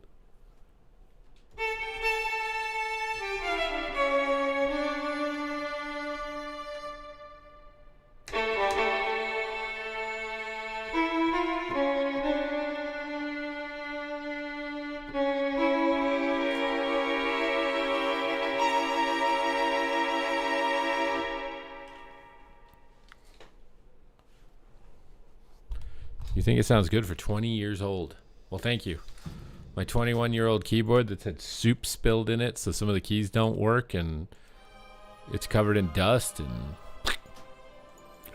I'm not actually classically trained. I'm contemporary. I went to a jazz school, and I took, what, 4 semesters of basic keyboard. I didn't even major in piano. I just took 4 semesters of it.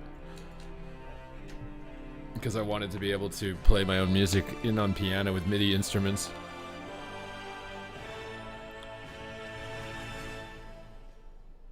You'll be influencing 1,400 players. What do you mean?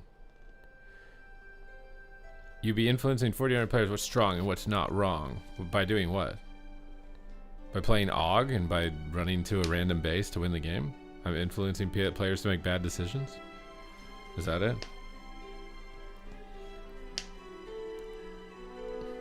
No, I'm not self-taught. I think I had 4 semesters. Pretty sure I had 4 semesters of just basic keyboard.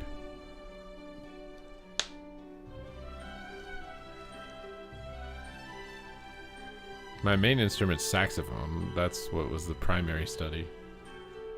If anybody's trying to give subs for some saxophone, then consider it, okay? You understand what I'm throwing down? Or no?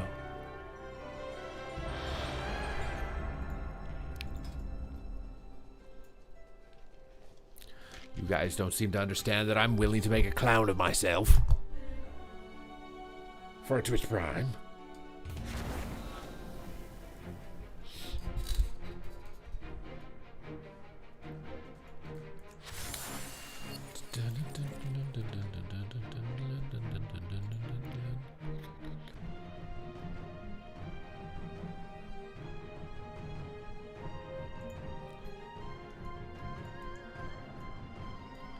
Your son is going to be in a middle school band next year playing the tuba. The tuba! He's going to be holding down the groove for everyone else. It's a noble sacrifice to play a bass-oriented instrument. You get none of the credit, but you're the most important. It's character building for your son to play the tuba. You know what else is character building? Subscribing with Twitch Prime.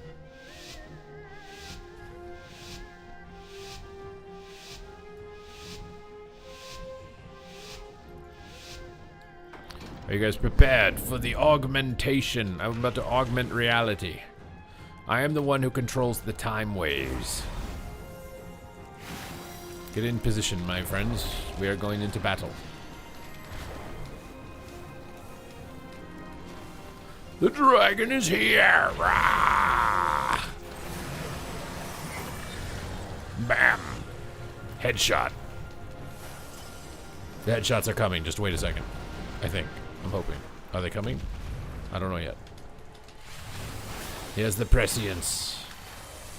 Guess what? Evan might round 2. Bam.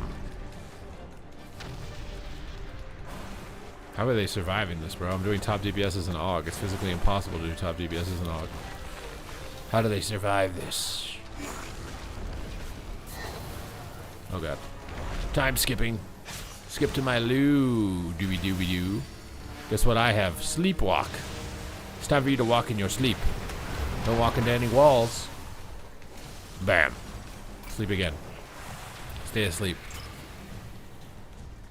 What?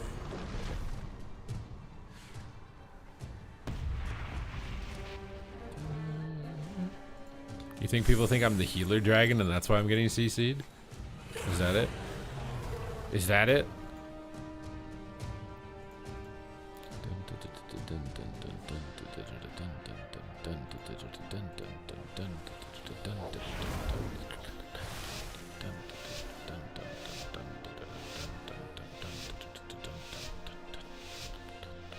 Alright, here we go. Maybe not often, but to imagine it's happened at least once or twice. I'm here. I'm ready. Start the fight. I'm bored. Do something.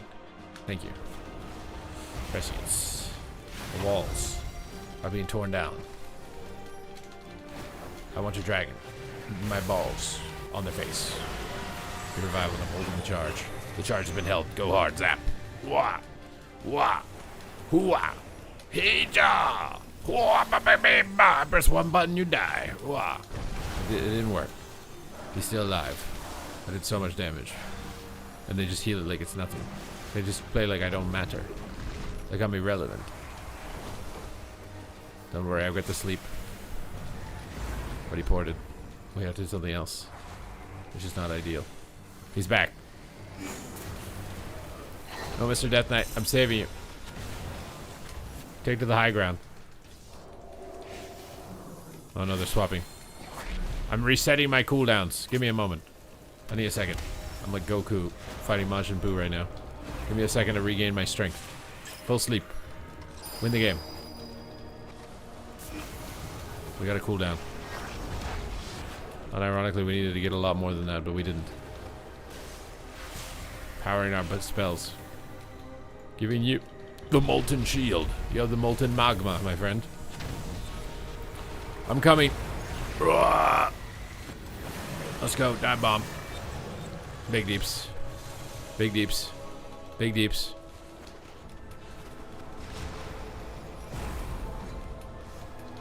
Oh my god. Sleeping.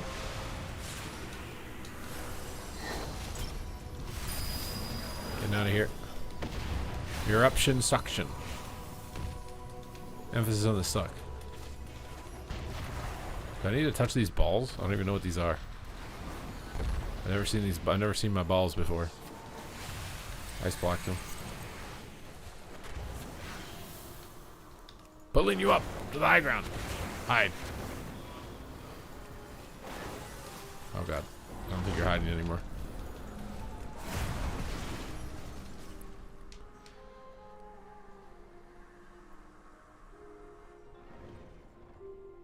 Can you just do a clown Pepe sad emoji in my chat? Why are you Pepe sad?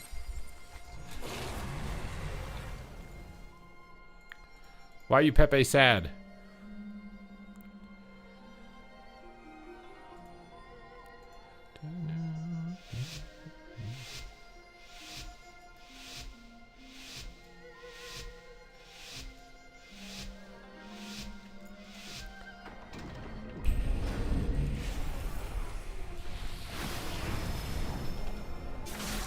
Oh, you're so good at the game for kicking me first global. Wow. I got his cooldowns, don't worry.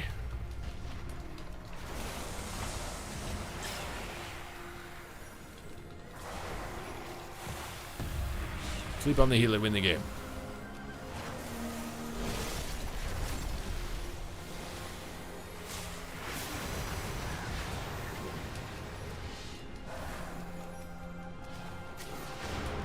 Are we even serious right now? You think I would forget a play like that? After all my hard work and effort? Sneaky, sleepy. Oh my god, he actually avoided it. Sleepy Pete. It's time to go to sleep. It's your bedtime, monk. Stop trying to run away from your bedtime. You're staying up too late. Your mom's gonna get mad at you. Hello? It's time to go to sleep. Are we going on the healer? Kinda like it. Mikasa. Alright, damage is getting buffed. Let's go. Oh, sleepy PD time. I'm time skipping. Give me a second, I'm reloading. Giving you buffs. Here we go, big deeps coming in hot. Going ham. Zapping. Oh!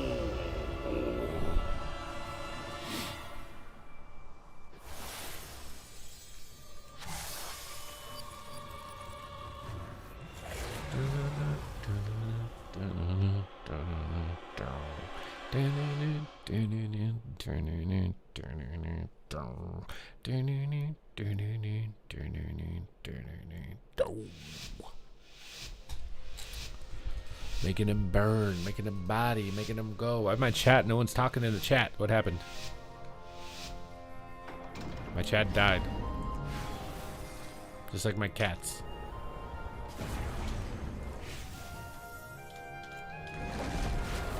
The double root. No one expects the double entendre.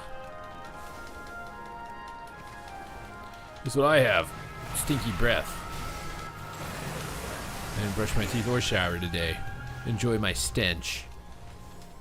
We're going healer again? Picasso. Give you the most amount of intellect you've ever experienced in your life. Sleepiness cast. This evoke Demon Hunter really likes screwing my casts up, dude. Alright, time to time skip. Need some powerful cooldowns now. You still going healer? I'm giving you my prescience. You have my most precious buff. Do not squander it.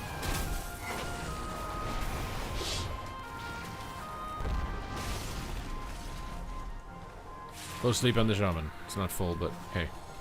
I tried, okay? You have my molten magma shield. Frog. I trinket blocked you.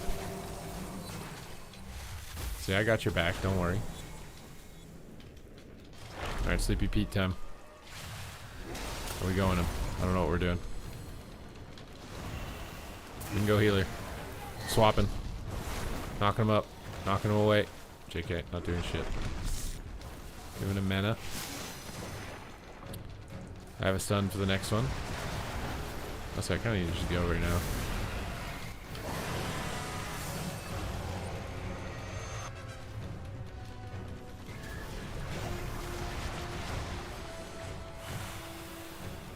Nice.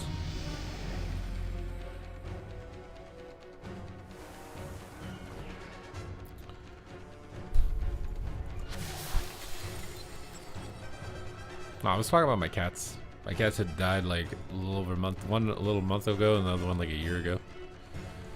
They are dead. No coming back.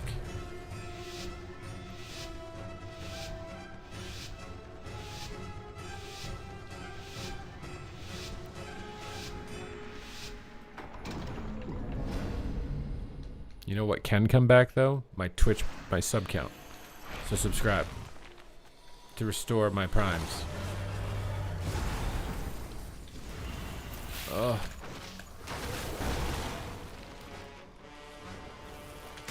My God, what is this CC chain on me right now, dude? Dude. They're doing the thing again.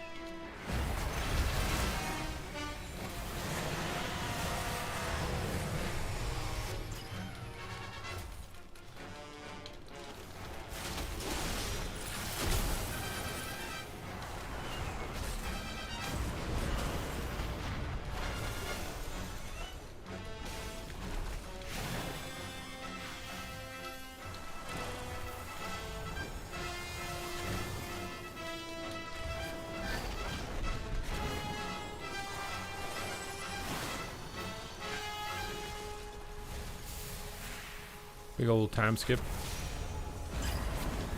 Oh, didn't strang.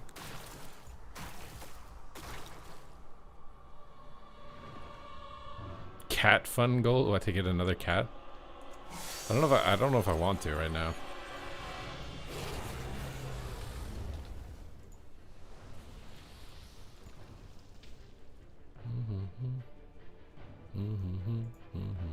You know what I do want to do right now? I want to eat something.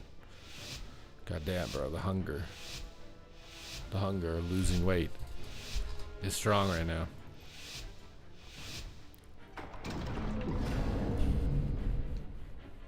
She was old, yeah.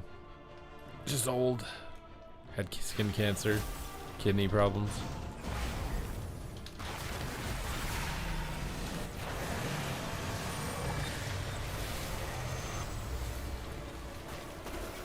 Oh my God, yeah. I should have walled, I would have killed him.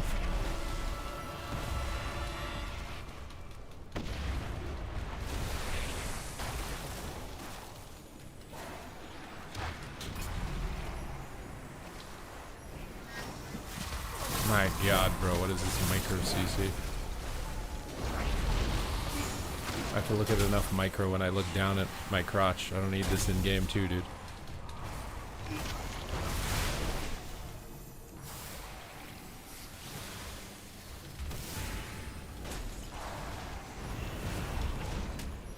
Are we joking right now?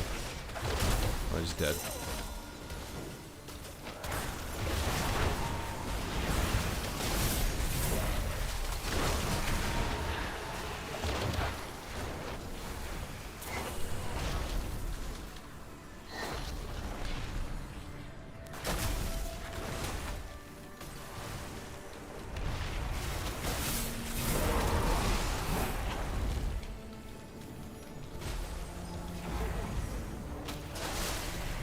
Dragon time. Dragon Ball Z! Oh my god, he revivaled it. He immuned it. Big deep still. Can't kick him, he's too far. Nice!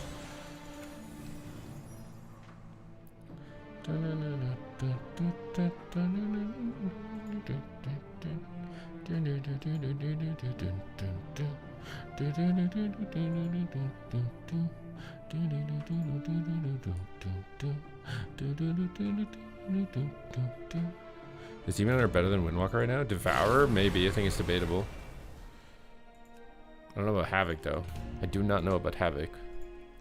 I'm gonna be right back. Okay, my guys? I will return in a moment.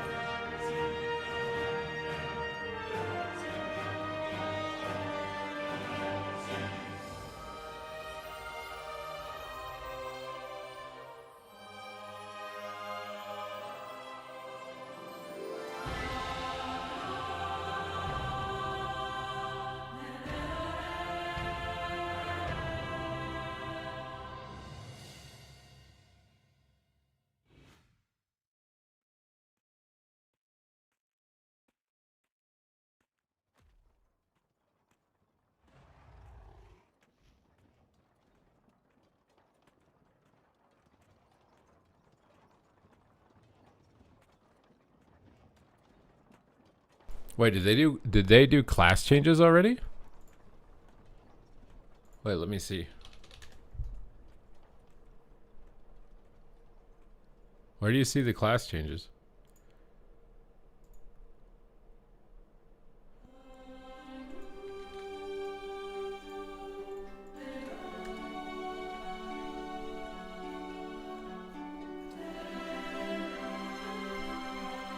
Why is the screen so messed up?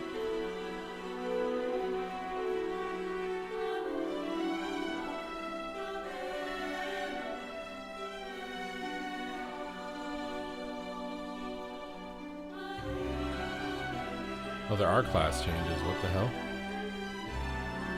Holy shit.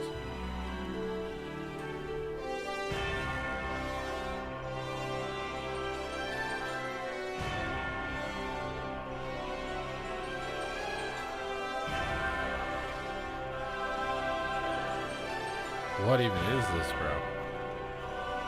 Oh, and they have set bonuses too. Oh my god, bro, what? And there's PvP changes. What are these PvP changes? Are they actually... Oh my god, are they actually finally doing it?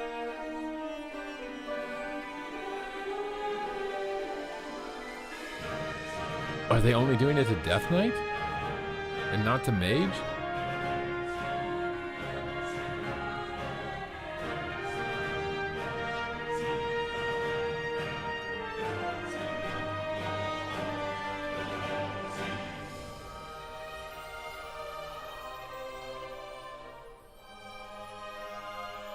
Wait, must have done it to Mage, right? Yeah, they did do it to Mage, I think. Link changes you can't see. I'm gonna show you guys. I'm hoping that there's like a... This Wowhead post it's outlined really badly. They're finally doing something that I've been complaining about for I don't even know how long.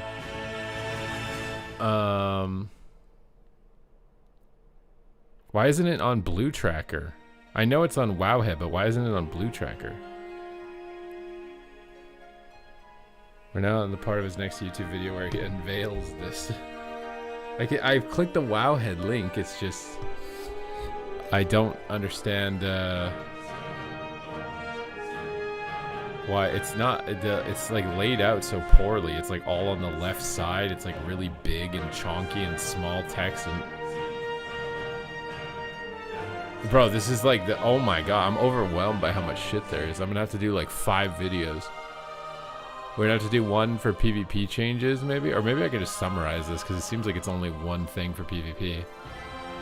Some of it I don't know if I agree with.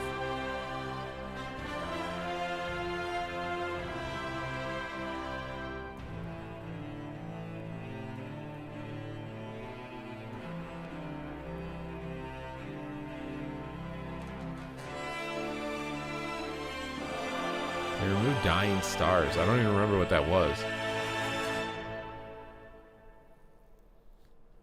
Yeah, it's a new Dispel protection.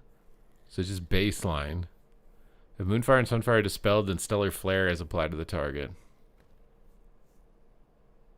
And if this is dispelled, cause spell power to the dispeller and blast them upwards. So we have Boomy Dispel protection. Where do you see HP increased?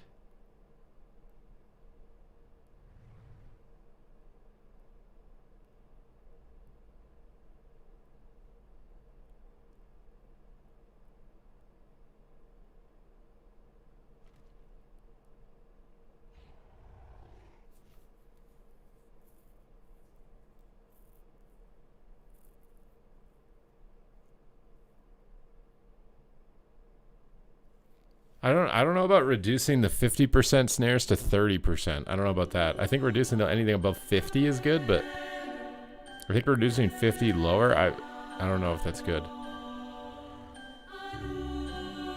I think the 70, anything above 50, reducing that's good, but I think if a snare is 50%, reducing that is maybe not good.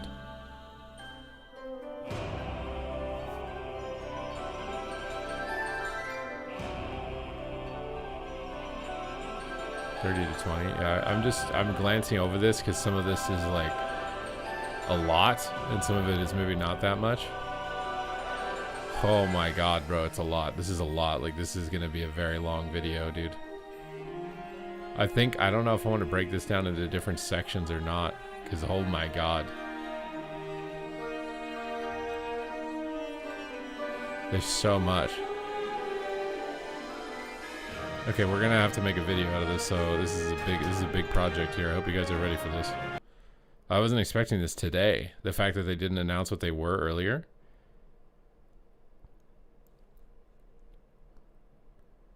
Okay, let's get rid of all of this. Oh, not me. I mean, maybe we can get rid of me. I'm not that good looking. It's fine. Okay. Display. This is the awkward part, because look how fucking big it is. I hate how this is laid out. I don't know how I'm going to get this on the screen without me not being on the screen. Did they do this on purpose so they could have their logo on it the whole time?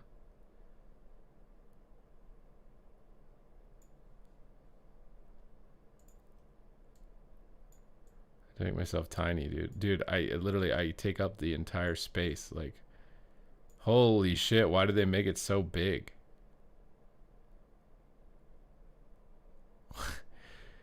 Oh my god, bro. It's a giant fucking wall of text. It's so they can have their logo on it, I swear. Look at, like, no matter how small you make it,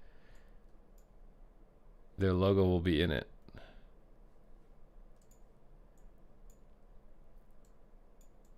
You can't, I don't even think you can read that. Like, it's either, this is so disgusting. I just want the text. This is why I was hoping it was on Blue Tracker. This is so fucking annoying with how it's out, with how it's laid out.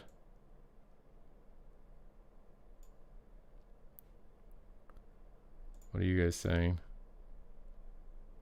It's just PTR, yeah. Link, look at it on the forums. Oh wait, did you change the link? I thought you were just linking it for someone else. One second.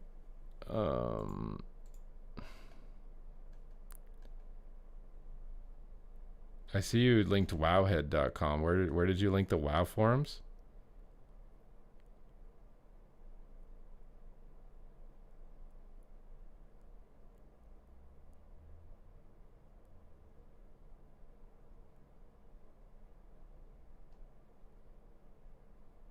I don't see you linking the WoW forums. Where's the WoW forum link?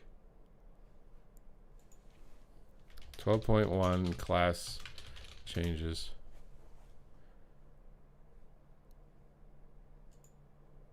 Yeah, I don't see your link. I don't see your link. Can you link it again?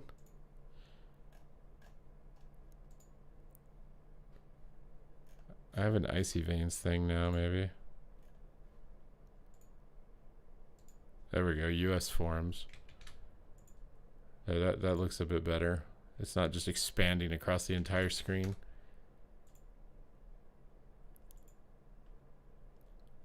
Oh, fucking shit. What is going on with my computer right now?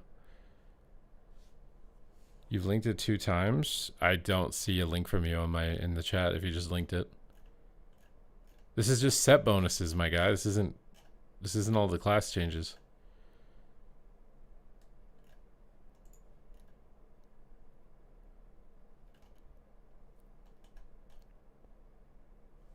Maybe there's a way to navigate to it here.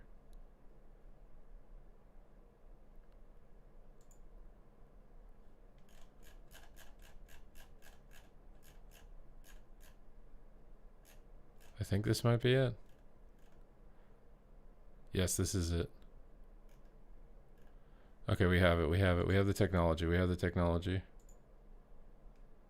Oh, my computer is breaking, I think. There we go. That's much nicer. Just narrow text. Oh my god, bro. You have no idea how much is in this. You have no idea. There is a lot in this to break down, bro. Like, what the hell is going on, dude?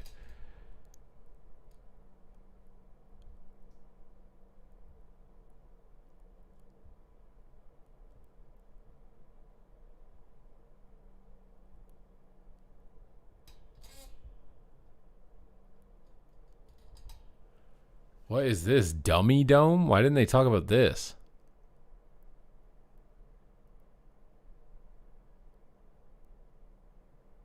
You can fight training dummies. What the heck? Okay, whatever. We're starting the video. Good morning, good afternoon, and good evening, everybody. Thank you for tuning in to another Super Tees video. And 12.1, they said there were going to be class changes on the previous announcement with literally one sentence. I didn't expect them to be available today. And there is a metric ton of them. The most amount of change ever imaginable? I don't really know. It's that crazy.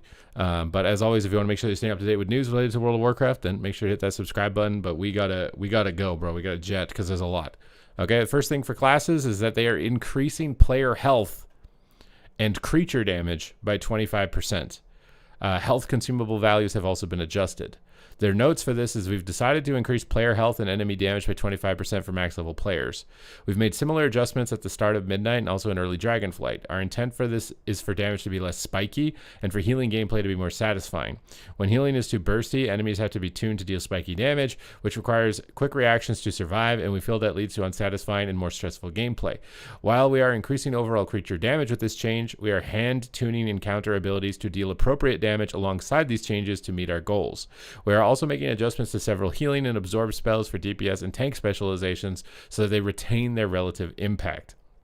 I do have concerns that this is great for Mythic Plus, but are you going to hand tune it for PvP as well? Because if you just increase the stamina, then I'm very worried that nobody's going to take damage, and it's going to be very and healers will still be able to top people very easily with the current pacing. I'm a bit worried. I don't know if it's enough on its own as a blanket. Again, they've said this type of change in the past, and I don't know if it's ever actually successfully happened. So we're going to have to see. There's a lot of stuff in there, like the hand tuning part of this. That's very important. But if for PvP, it would require the same level of hand tuning. In the Curse of Ulatek, we are going to be lowering throughput for major DPS cooldowns for several specs. Wait, what? Lowering the throughput of the cooldowns? And increasing their steady state damage. Are we actually doing this? We were going to be doing this at the start of the expansion, I thought, but we're actually doing it for PvE too? When damage done during cooldowns is significantly higher than damage outside of cooldowns, the pacing of combat outside of cooldowns feels sluggish. Our priority is ensuring that cooldowns continue to be high impact and fun moments, and that the damage dealt without cooldowns is effective, and that we maintain texture between specs. We're going to be observing how this plays out on the PTR, and it's possible we will need to make further adjustments or pull back on some of our changes. So this is PTR, everything is subject to change, but I like that so far.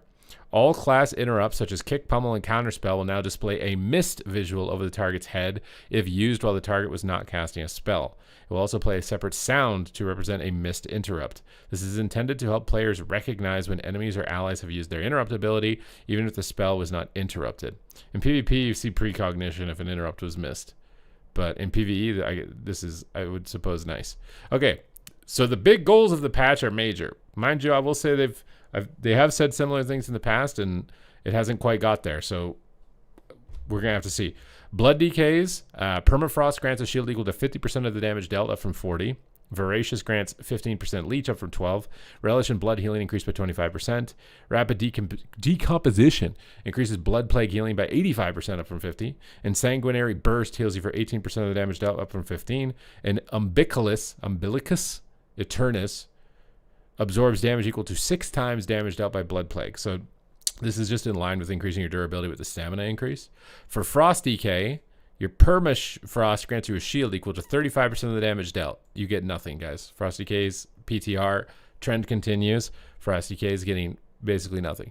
Unholy decay is getting a complete overhaul, it looks like. Are we even kidding, bro? Unholy decay gets a rework like every week.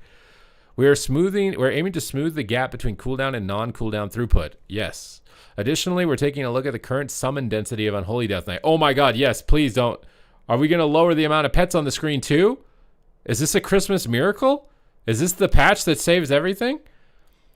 For its rework in Midnight, Unholy Death Knight was reimagined as a summoner of the Scourge, and we're very happy with how it's landed. However, combined with the previous summoning powers from the Rider of Apocalypse hero talent tree, the amount of summons are exceeding the numbers we're comfortable with. It is paramount for us to provide a clear game space for our players, and we felt there was no design space left for us to give more summoning powers without ignoring this core principle. Oh my god, bro. Are we actually... Is this happening? Reanimation renamed the Lord of the Dead, and its secondary effect has been redesigned. When you control 3 Magus of the Dead, you will sacrifice them to summon a Lord of the Dead. Oh my god, so much cooler than spamming me with 10 billion health bars. That's so much cooler. That chain between 2 enemies. Magus with higher remaining duration grant increased power. Apex Talent, Forbidden Knowledge, rank 3 has been updated. Magus of the Dead no longer grants stacking damage to Necrotic Coil and Graveyard.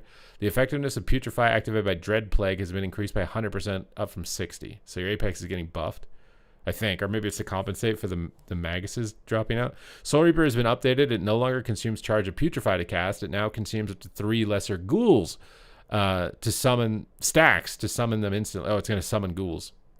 Okay. Unholy Aura has been updated. Magus of the Dead now grants the haste buff on spawn for 15 seconds. Army of the Dead has been updated. Summon or empower lesser ghouls to form an unholy army of 8 for 30 seconds. While active, you command your army through Scourge Strike, executing orders based on nearby enemies instead of summoning lesser ghouls. So you don't summon additional pets. It'll just be those baseline pets. Death's Order, lesser ghouls strike you, or strike with you, dealing shadow damage to your target. So there's more synergy with the pets too. Epidemic Order, lesser ghouls erupt in Viscera, dealing shadow damage to nearby enemies. Deals reduced damage beyond 5 targets. Menacing Magus now has an additional effect. Your Lord of the Dead Frostbolts chain to 3 additional enemies. Lesser ghouls are getting 10% more damage. Army of the Dead lesser ghouls are getting reduced by 20. Necrotic Coil is getting buffed by 20, and Graveyard is getting buffed by 20 damage. Commander of the Dead now causes Dark Transformation to increase the damage of your summoned creatures by 10 to 20, down from 15 to 30. So nerfing the cooldowns.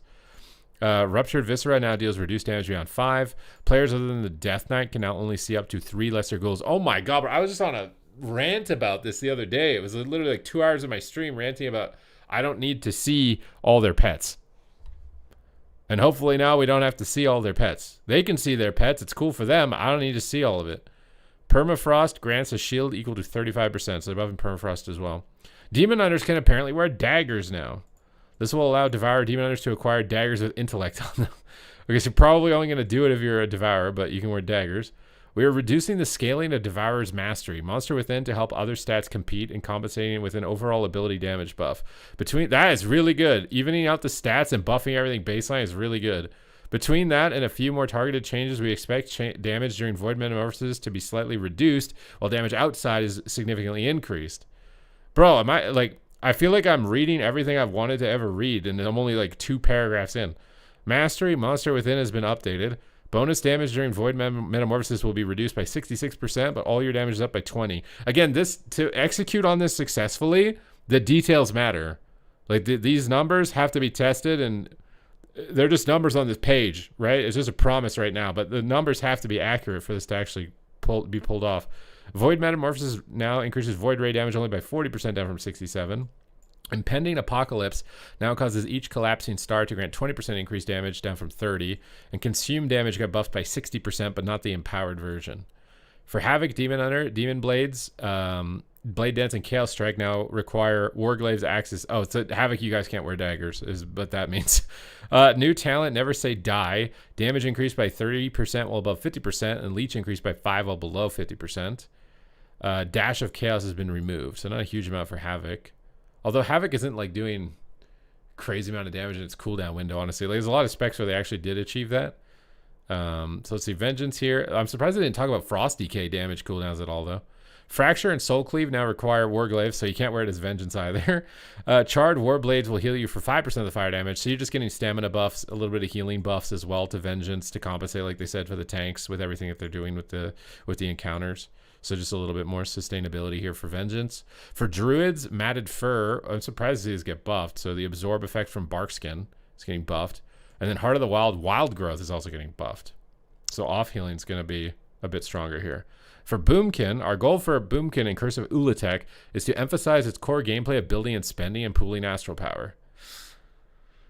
Isn't that what it was doing already? In Midnight, Balance had a high astral power generation and a lot of free spender procs, which meant there weren't many GCDs left after casting spenders. In Curse of Ulatek, we're reducing astral power generation and the number of free spenders, but increase the damage each spender does. Okay, so you're not going to spend 20 Star Surges to do 2 Star Surges of damage anymore. The intent is to provide more time to react to astral power gain and make pooling astral power outside of Eclipse to spend inside of Eclipse more impactful. We've adjusted some talent points to increase build diversity. I don't know how I like the pooling thing. Like, I don't feel like it worked out too well for Assassination, so I don't know how I feel about that. New passive ability learned at 42, Stellar Protection. If Moonfire and Sunfire are dispelled, Stellar Flare is applied to the target and will generate 12 astral power. Oh, we're getting Dispel Protection. That's nice. Umbral Intensity is being updated. Now increases Wrath and Starfire by 10% at all times. Yeah, the filler spells don't do any damage. I think this makes the talent weaker, though, for PvE. Apex talent, Ascendant Eclipse is rank 2. Astral Smolder damage is reduced to 10 to 20% of critical strike damage, down from 12 to 24. And its duration is being increased. So it's probably the same overall. It just takes longer to do it. You're getting a 4% damage buff, 10% Star Surge, 10% Starfall. They're buffing the off healing a lot. Rejuve, Wild Growth, and Regrowth 25%. Oh my god, we're going to go back to like Mists of Pandaria level of healing on Boomkin maybe. Celestial Fire increases the damage of Sunfire, Moonfire, and Shooting Stars by 10% up from 8. A little bit of a dot buff. And then Orbit Breaker is getting nerfed though, so the Spawn Full Moon is getting nerfed by 10. Touch of the Cosmos, chance to trigger from Wrath reduced to 12 from 15. And chance to trigger from Starfire reduced to 15 from 20. So the proccing free Star Surge is slightly nerfed. Not even by a lot, it seems like. Total Eclipse, chance to trigger increased to 15 to 30. Up from 10 to 20. Oh, that was the one that gives you the double Eclipse. That might make it a bit better. Sculpt the Stars and Astral Communion are swapping positions. I don't remember what Sculpt the Stars is. Is this new? I think it might be. Oh, wait a minute. Cooldown reduction on Eclipse. Okay, so it's really deep in the tree then.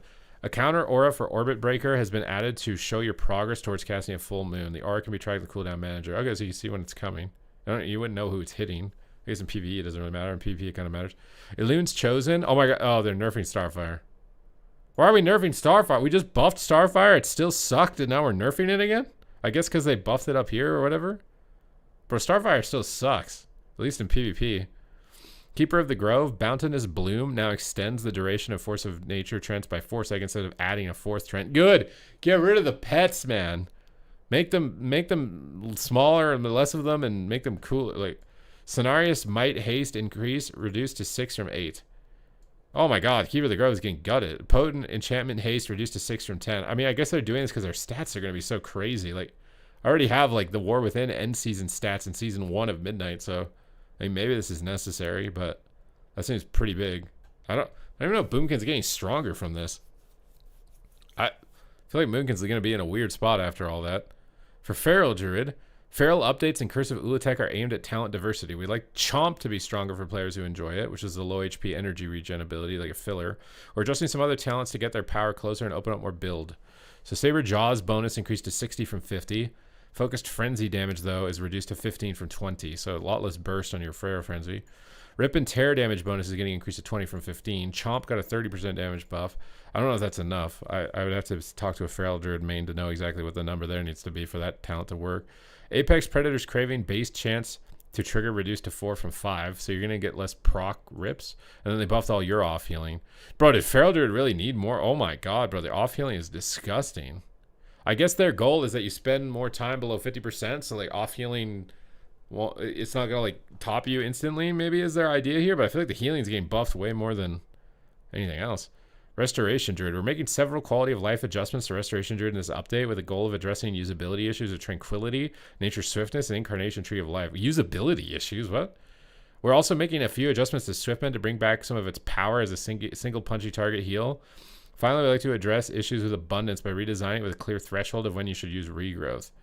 Overgrowth. Nature Swiftness now causes your next regrowth to apply Life Bloom, Rejuvenation, and Wild Growth heal over time effects. So it's just Overgrowth is tied to Nature Swiftness rather than a separate bind. In PvE, obviously, I think this is a big deal, right? But in PvP, you use NS to clone almost exclusively. But I guess it depends on the pacing of the game that they achieve. New talent, Flash of Clarity. Omen of Clarity increases regrowth healing by 40%, now available where Cultivation previously was. And now Cultivation is where Flash of Clarity was.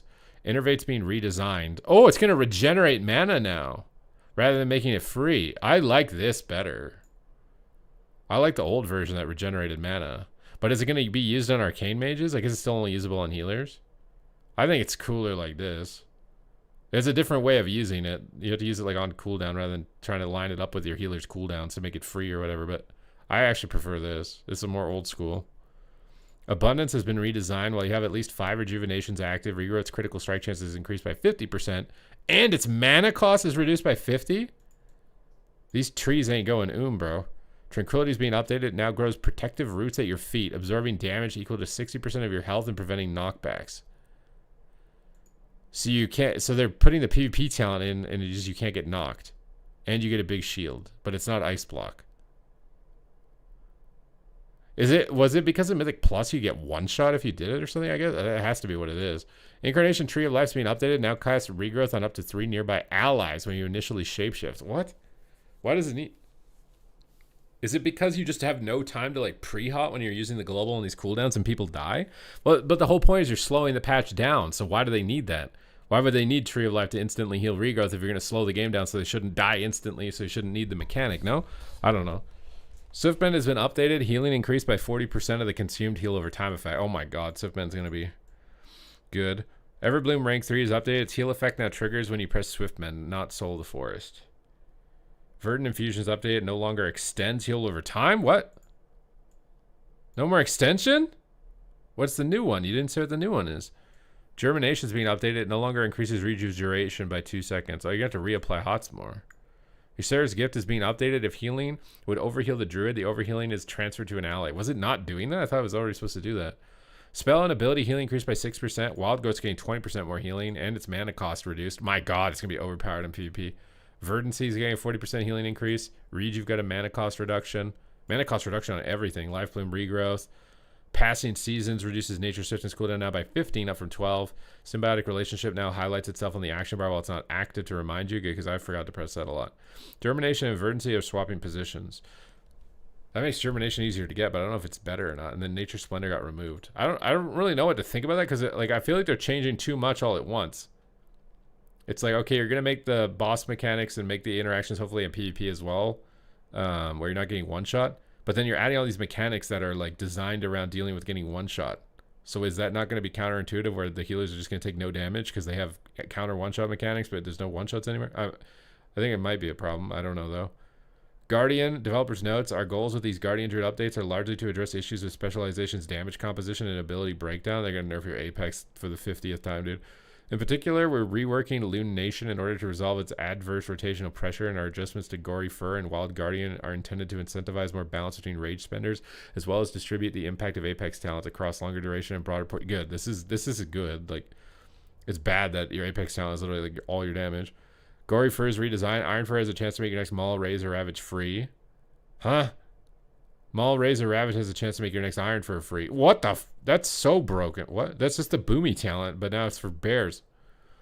Wild Guardian's being redesigned, not yet implemented. Spending Rage has a chance to awaken a Guardian Spirit for 8 seconds, which attacks a nearby enemy. Is it a goddamn pet? Is this a pet? We just talked about removing pets. Is this a pet? And generates 3 Rage when you cast Thrash or Mangle. Mangle and Maul deal 20 to 40 additional nature damage for 12 seconds. Your mastery is increased by 3 to 6. What the when a spirit is awakened, the cooldown... I feel like this is just as good as the old one, no? When a spirit is awakened, the cooldowns of Thrash and Mangle are reset. After casting Berserker Incarnation, Guardian of Ursoc gain 2 charges of Wild Guardian. Wild Guardian causes your next cast of Maul to call in a spirit. Is this just like the Ellie Shaman hero talent? Like that? Is that what it's going to be? Like the little spirits flying around with you, casting extra Mauls with you? Is that just they're just taking the Shaman, the Farseer hero talent? That's kind of what it sounds like. Bramble's going to absorb more damage, so they're buffing your healing as well, making you more durable, like, in line with the rest of the tanks. It looks like more absorption effects, more healing effects, Lunar Beam healing, so just everything across your kit. Elun's chosen for hero talents. Lunar Beam will now cause you to leech 12% of damage from 10, so just survivability. Augmentations in here. Are they going to gut you guys because of PvE? The additional stopping power created by duplicate cast upheavals was more warping the dungeon gameplay than desired and can be frustrating in some situations due to uncontrolled timing. Bro, I like it in PvP though, bro. You summon in the clones, they're just knocking people up over and over and over. Duplicate upheaval casts by your duplicate no longer knock enemies into the air. Oh my god, it's completely gone. Living Flame healing increased by 25%. Verdant Embrace by 25%. They're just buffing hybrid healing. Bro, I am concerned that the game... I don't know what to think of what the game pacing is going to be, because this is going to require a huge amount of delicate hands-on tuning to where this isn't just going to be no one takes damage the whole time for 20 minutes. That's the danger of doing this, is that it has to be done right, or the game just feels like no one's dying the whole time. Chrono Warden, double time has been updated. The additional stats granted when Ebonmite critically strikes now lasts 15 seconds. Modified by mastery. Double times functionality with prescience is unchanged. Can we make it so Ebonmite doesn't fall off when you're CC'd? It's so annoying. The behavior of Ebonmite critical strike stat bonus lasting for the full duration of Ebonmite put more emphasis on tracking Ebonmite's critical state than desired. Created unintuitive decision making regarding whether to recast it or not. So just trying to make it easier and buffing your healing. Devastation's Apex talent, while powerful, hasn't been a gameplay affecting as we'd hoped. We're redesigning the rank 3 effect to overwrite Dragon Rage with limited number of uses of a new powerful spell. Okay, so what are you doing? Rank 3 redesigned.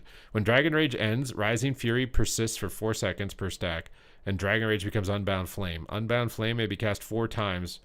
What the? So it's like the hero talent for Hunter. What the heck is it called? Sentinel. It's going to transform your cooldown to an extra ability that you can shoot damage with. So Unbound Flame, exhale destructive flame, critical striking for fire damage to target nearby enemies. It's just an instant damage, but it's going to hit really hard. Is what it looks like. And it gives you Essence Burst. Oh god, that sounds fun, but that's gonna be... Tyranny is an updated, it now interacts with Unbound Flame, causing Unbound Flame to always gain the maximum benefit of mastery. Oh, so you're gonna do damage no matter what that's a good finisher. And then they're buffing your hybrid healing, but they also removed Risen Fury. For preservation, the goal of this, I feel like this makes your cooldown stronger and your sustained damage not relevant though. Although, I mean, Dev Evoker right now, at least in PvP, it has no burst damage, so maybe that's fine. Preservation. The goal of this change is to make Dream Breath a flexible heal that can once again serve as a powerful heal over time effect or a burst heal when charged. This also further differentiates it from a spell like Verdant Embrace and Mirthra's Blessing, which have similar role as an on-demand burst heal. Mirthra's Blessing has been updated. It now increases all healing of Dream Breath by 60%, down from 250, and previously applied only to its instant healing. Font of Magic is now updated. It now also reduces the empower time of Dream Breath and Fire Breath by 20%. Isn't that the mana bag talent? So you can empower faster. Dream Breath instant healing reduced by 50, but its periodic healing is increased by 118%. Temporal Barrier absorption increased by 30. Again, trying to lower the burst healing, and I think that falls in line with what they're trying to do. For Hunter, they're buffing your auto attacks by 600%. Hunters needed more brain dead damage, I guess. Like, what? Hunter's Mark can now be applied up to 5 targets. This change should allow hunters to more reliably apply the Hunter's Mark debuff in raid or dungeon boss encounters when there are multiple bosses without the need to bring out multiple hunters. What the hell? I didn't even think of that as a problem. I mean, that's obviously for PvE, but like, what does this mean for PvP? It's like Dispel Protection now almost. For hero talents, Dark Ranger, Bleak Arrow damage. Oh, are we buffing Dark Ranger damage? And Withering Fire's Black Arrow damage reduced by 40% though. I think it's just some random proc extra damage. I don't think it's a huge deal. BM Hunter felt a bit weak outside of Bistro Wrath damage windows, but it's up the entire time, so it doesn't matter. What do you... We're increasing their steady state damage by boosting Kill Command, Cobra Shot, and Barb Shot. We're increasing the duration of Beast Cleave to 10 seconds to be able to maintain 100% uptime. They are making BM Hunter more brain dead. You can't lose your cleave, your auto attacks do more. Heart of the Pack renamed to Razor Sharp and has been redesigned. Increases the damage of your pet's Bite, Claw, and Smack by 100%. Oh my god. Piercing Fang's been redesigned. Kill Command. Are we nerfing Bistro Wrath though in exchange for this? Or are we just buffing them? It looks like it's just buffing you. Kill Command critical strike damage by 15%. Blood Frenzy's been updated. Now reduces Barb Shot periodic rate increased by 30% down from 50. So a little bit less dot ticks. Kill Cleave's updated. Kill Command now cleaves 20% of its damage during Beast Cleave down from 40. A little less cleave damage, but more uptime, I guess, too. Barb Shot got buffed by 25%. Kill Command by 20. Cobra Shot by 20. Bro, if you don't do PvP modifier, how the hell is BM going to run people over? Beast Cleave got buffed to 10 from 8. Dire Beast summons can now be tracked on the cooldown manager. Can we also make Dire Beast invisible to other players, like with the ghouls? Because like I don't need to see that. Wild Instincts has been removed. I feel like BM Hunter's going to be crazy OP. Dark Ranger hero talent. Dark Hound now summons can now be tracked. Do you really need to know that? I don't PvE on this class. I don't know how important that is, but do you really need to track that? Marksmanship Hunter. Last round of changes reintroduced Explosive Shot as a button players opt into, but it didn't flow well with the spec. In Midnight Season 2, we're making changes to Explosive Shot's design and some of its supporting talents. The Headshot talent has also been a source of frustration, so we're removing it and adjusting how Death Blow works to make it more predictable when you should follow up an aim shot cast with a kill shot or a black arrow. Finally, we're adjusting Marksmanship's Apex talent node to no longer make aim shot a guaranteed critical strike to reduce the emphasis of aim shot modifiers. New talent, unstable trigger. Explosive shot can be used a second time if used within 3 seconds. Explosive shot incorporates any remaining damage from the previous one. That's going to be more burst. Explosive shot's being redesigned. It fires an explosive shot at your target every 1 second for 3 seconds. The target explodes, dealing fire damage to all. So it's like an AoE dot tick now. Damage reduced beyond 5 targets. Recasting explosive shot incorporates any remaining damage from your previous target. We're pivoting from the design of explosive shot quite a bit to attempt to find a stronger identity. The changes to the core explosive shot as well as explosive shot related talents should give it a distinct play feel. I kind of like that rather than just being one hit. It's going to be like a ongoing ticking thing. It's also getting a new visual. It's getting a new tooltip. Precision detonation has been redesigned. Explosive shot lasts for 1 second longer, so you're like almost like a dot class. Shrapnel shot renamed to incendiary ammunition has been redesigned. Explosive shot's cooldown is being reduced by 10 seconds. Incendiary ammunition and unstable trigger now have a choice node. Apex talent rank 2 is being redesigned. Your critical strike damage increased by 5 to 10%, up from 3 to 6. So you get more crit damage, but you're not getting 100% crit, I assume. Spotter's Norak now increases the damage of aim shot and rapid fire against the target. Previously it was only aim shot. The previous version of marksmanship, Apex talents put too much emphasis on aim shot and the crit modifier, so the new version should be better. Hopefully this also makes you less bursty, not getting the instant guaranteed crit one-shots. Bullet storms have been redesigned. Rapid fire now increases the damage of your next aim shot by 20%. Oh, but you're just getting the damage there instead. Incendiary ammunition renamed to accuracy by volume and has been redesigned. Bullet storm now affects your next 2 aim shots. Death blow is being updated. Aim shot now has a chance to cause your next aim shot to grant death blow. Make it clear when you should follow up an aim shot with a kill shot or black arrow rather than having the uncertainty of which button to press. Rapid fire's 100% chance to grant a death blow effect is unchanged. You should always be able to follow up a rapid fire with a kill shot or black arrow. Good. Okay. Aspect of the Hydra is being updated. Arcane shot no longer cleaves. But aim shot's getting a 20% damage buff. What the 20% damage buff on rapid fire, 20% on arcane shot, 20% on multi shot and kill shot? Hunter was already insane, bro. What is good? I feel like Hunter's gonna be crazy in PvP. Eagle's accuracy is now a 1-point talent that increases the damage of aim shot by 5, down from 10. Oh, they're nerfing your talents though. They're buffing your baseline damage and then nerfing your talents impact. Focus aim now reduces the cooldown of aim shot by 1 second, down from 2. Fix an issue that caused death blow to not trigger at the expected rates when casting aim shot. Aim shot is a new icon. I hate this. I hate when they do that. Don't do that. It doesn't need a new icon. It's like people who learn the game and then you change the icon, they have to learn the game again. I swear it's the biggest waste of time to change like a tooltip icon. That is an iconic icon for aim shot. Everybody that's played WoW from the very beginning knows that it's aim shot. Changing it is just going to confuse people. Please don't change it. I hate when like the core abilities have existed with a tool with a tooltip like that, or not a tooltip but like the picture or whatever. I hate changing that. Some talents have changed location in the second gate of the talent tree to make explosive shot more obtainable. The tenacious cunning talent node has been moved and is no longer required. I feel like this is going to require so much testing, and it's not going to get like the amount of public testing that it needs. This patch is massive, bro. This patch is insane. This is going to require wait, what the heck? They removed double tap again, and headshot. Double tap's gone again. Okay, you're not gonna, maybe you're not gonna cheesy one shot people, I guess. Dark Ranger. Through the Eyes is being redesigned. Increase the damage of kill shot and black arrow by 10%. Black arrow no longer highlights itself whenever it's able to be used against the target. Why not? Black arrow direct damage reduced by 40% though. What is going on? Ebon Bowstring now causes black arrow to have a chance to cause an aim shot to grant death blow effect. I thought we already did that up top. Dark Minion summons now can be tracked on the cooldown manager.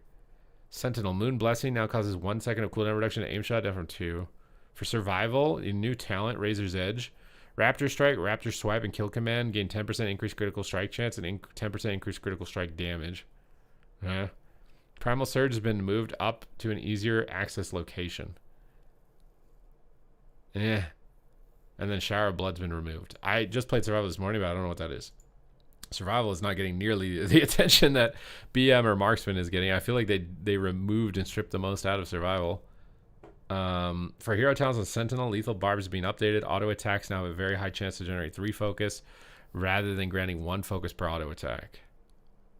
The previous version of Lethal Barbs favored dual wielding the fastest attack speed of weapons. It's changing this to a very high chance to generate 3 focus, which should normalize the focus gains and allow you to wield what you want. Isn't one of them just going to be better? I feel like we learn this with Fury Warriors and just let people transmog what they want, because one of them is better than the other.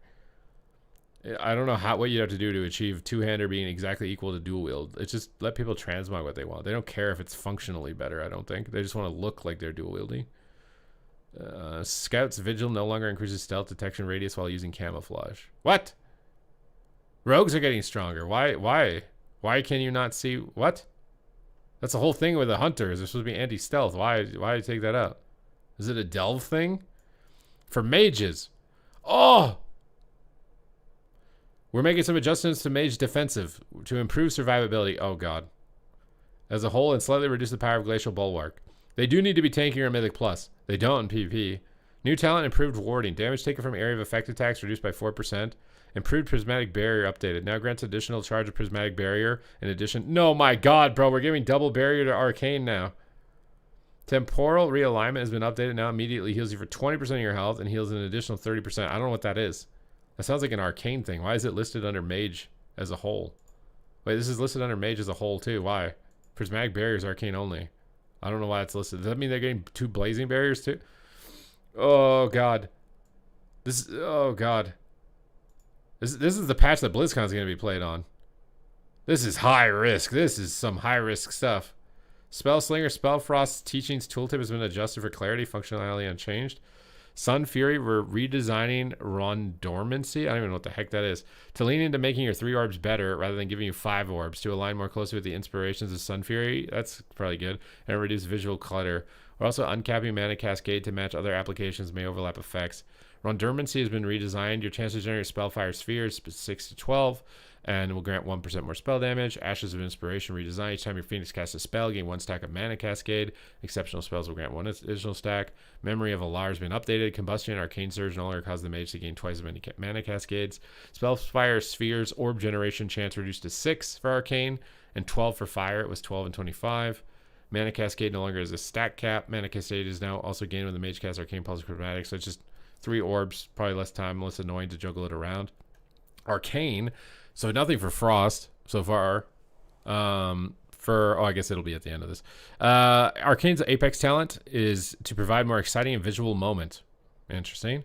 Prismatic Bolt. Arcane Barrage has a 1% chance per stack to trigger Prismatic Bolt. The bolt devastates the target with overwhelming energy, dealing arcane damage to your target and reduced arcane damage to nearby enemies. Damage reduced beyond 5 targets. We're just adding more damage to Arcane Barrage with an extra little arcane diddly-doo that's going to go in. It generates 4 arcane charges. Oh, God. And not affected by Arcane Blast talents or effects.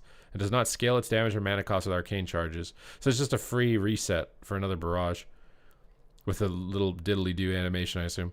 Prismatic Bullet has a 50 to 100% chance to grant clear casting. Arcane Missiles damage increased by 50 to 15 to 30. That's nice. The 15 to 30, that's nice. I don't know if that was like that already.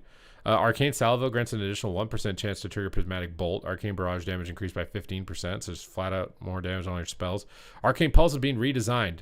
It's a faster cast, 2 seconds now. Radius increased to 8 yards from 2. It has a 15-second cooldown and generates 1 arcane charge for each enemy struck and costs 10% base mana. It no longer has a cast time, radius, mana cost, or cast speed affected by arcane charges. Isn't that just Arcane Flux? Isn't this... It's very similar. Wait, why does it say the cast time is reduced, but then it no longer has its cast time? Oh, never mind. It's not instant. I just misread this. There's a lot of notes. It's not instant, but a 15-second cooldown? Oh wait, it's Arcane Pulse. What am I even reading? I thought I was reading Arcane Surge. I'm freaking out about Arcane Pulse because I thought it was Arcane Surge. I was like, Arcane Surge is a 15-second. That sounds insane. Okay, so Arcane Pulse is just a more distinct kind of casted AoE. I'm freaking out for no reason. Expanded Mind has been updated. Casting Prismatic Bolt now grants 4 stacks of Salvo. Impetus no longer affects Arcane Pulse, so none of the talents affect it. Touch of the Archmage is being removed. That's not Touch of the Magi, is it? I don't think that is, but maybe it is. Fire Mage. Our goals of these changes is to shift the relative value of fire steady state damage versus combustion windows. It's important that the time spent outside of combustion remains meaningful and impactful. So buffing Pyroblast and Flame Strike by 15%, but your Apex talents are going to grant you less. So to 2% increase fire damage down from 4, now increases fire damage from 5 to 10. Your chance to occur during combustion is slightly reduced. Okay, it's decent, but I don't know if it's enough. For Frost, Glacial Bulwark's being updated. It no longer grants an additional charge of Ice Barrier. Okay, so Arcane is getting double barrier. You're not as Frost. Okay, so Frost Mage might not ruin BlizzCon if it doesn't have double barrier. But how are you making them more passively tanky? Because I feel like they do need to be more passively tanky for new players in PvE. Because, like, But Frost is just squishier now. Am I dumb? Or is it just every mage gets 2 barriers and that's what this thing is at the top? The prismatic barrier thing is just all mage specs get it, and then they removed this because you'd have 3. I don't really know. I have to make one on the PTR and see. They're also getting a 4% damage buff. Apex talent rank 2 now grants 0.5 to 1% increased spell damage. So a little bit less damage overall from the talent from the Apex, but then counteracted here. It's very confusing. You're either losing a barrier or nothing is changing and all mages get 2 barriers. I'm not sure which. Chi transfer from Monk causes Touch of Death to heal you for 60%. That doesn't really matter. Vigorous Expulsion increases expels harm healing by 6 from 5. Doesn't really matter. Brewmaster, just making you tankier. It's just in line with all the other tanks. Just making you tankier with the other changes that they're doing. For Mistweaver, we're making a few adjustments to Mistweaver Monk with the intent of incentivizing mastery as more viable secondary stat. Good, I like this. I really like when they try to even the secondary stats out, because someone who plays multiple specs and it's like, I'm geared for this and it's full haste, but I want to switch to that. It's full mastery to play that and I'm useless, and I hate that when that happens. New talent, Vital Expenditure, Soothing Mist Healing increased by 300%, but its mana cost is increased by 200%. Choice Note with Dancing Mist. What the frick is that, man? What? Soothing Mist is just going to be lay on hands, except it just ooms you instantly? I don't really know. I don't know how big this is. The numbers sound big, but maybe they don't. Maybe they're not actually that big. They nerfed your healing by 3%. Your Mastery, Gust of Mist Healing increased by 50. What about the Spinning Crane Kick crap? Spinning Crane Kick's getting nerfed by 15%. Weight of the Crane now only transfers 280% down from 340. Is that enough to make you not just derpy spin the whole time? Jade Fire Teaching now increases Ancient Teaching's transfer amount by 320 down to 270. I'm down with making them not do the derpy spinning healing all the time. Windwalker Monk. This was an egregious one-shot spec. We're making a few adjustments to the damage profile to reduce the gap. Good. They're buffing your auto attacks by 30. Zenith Stomp is doing 30% less damage. Was it really the damage on Zenith Stomp? I feel like it's just because it gives you extra, whatever it's called for Monk. It's not combo points, but chi or whatever. Blackout Kick is getting buffed by 50%. Tiger Palm got a 200% buff. Dual Threat got a 30% buff. Where the frick is the nerf? Weapon of the Wind now increases damage during Zenith by 5 down from 10. I mean, bro, these baseline numbers are... I don't know if that's going to do enough. Tiger Eye Brew now increases critical strike damage by 5 to 10, down from 10 to 20. That should reduce spikiness. Vivify also got buffed by 25%. More off healing. Conduit of the Celestials. Conduit of the Celestial damage reduced by 25%. Why, though? Temple Training increases the damage of Fist of Fury Spinning Crane Kick by 30% from 10.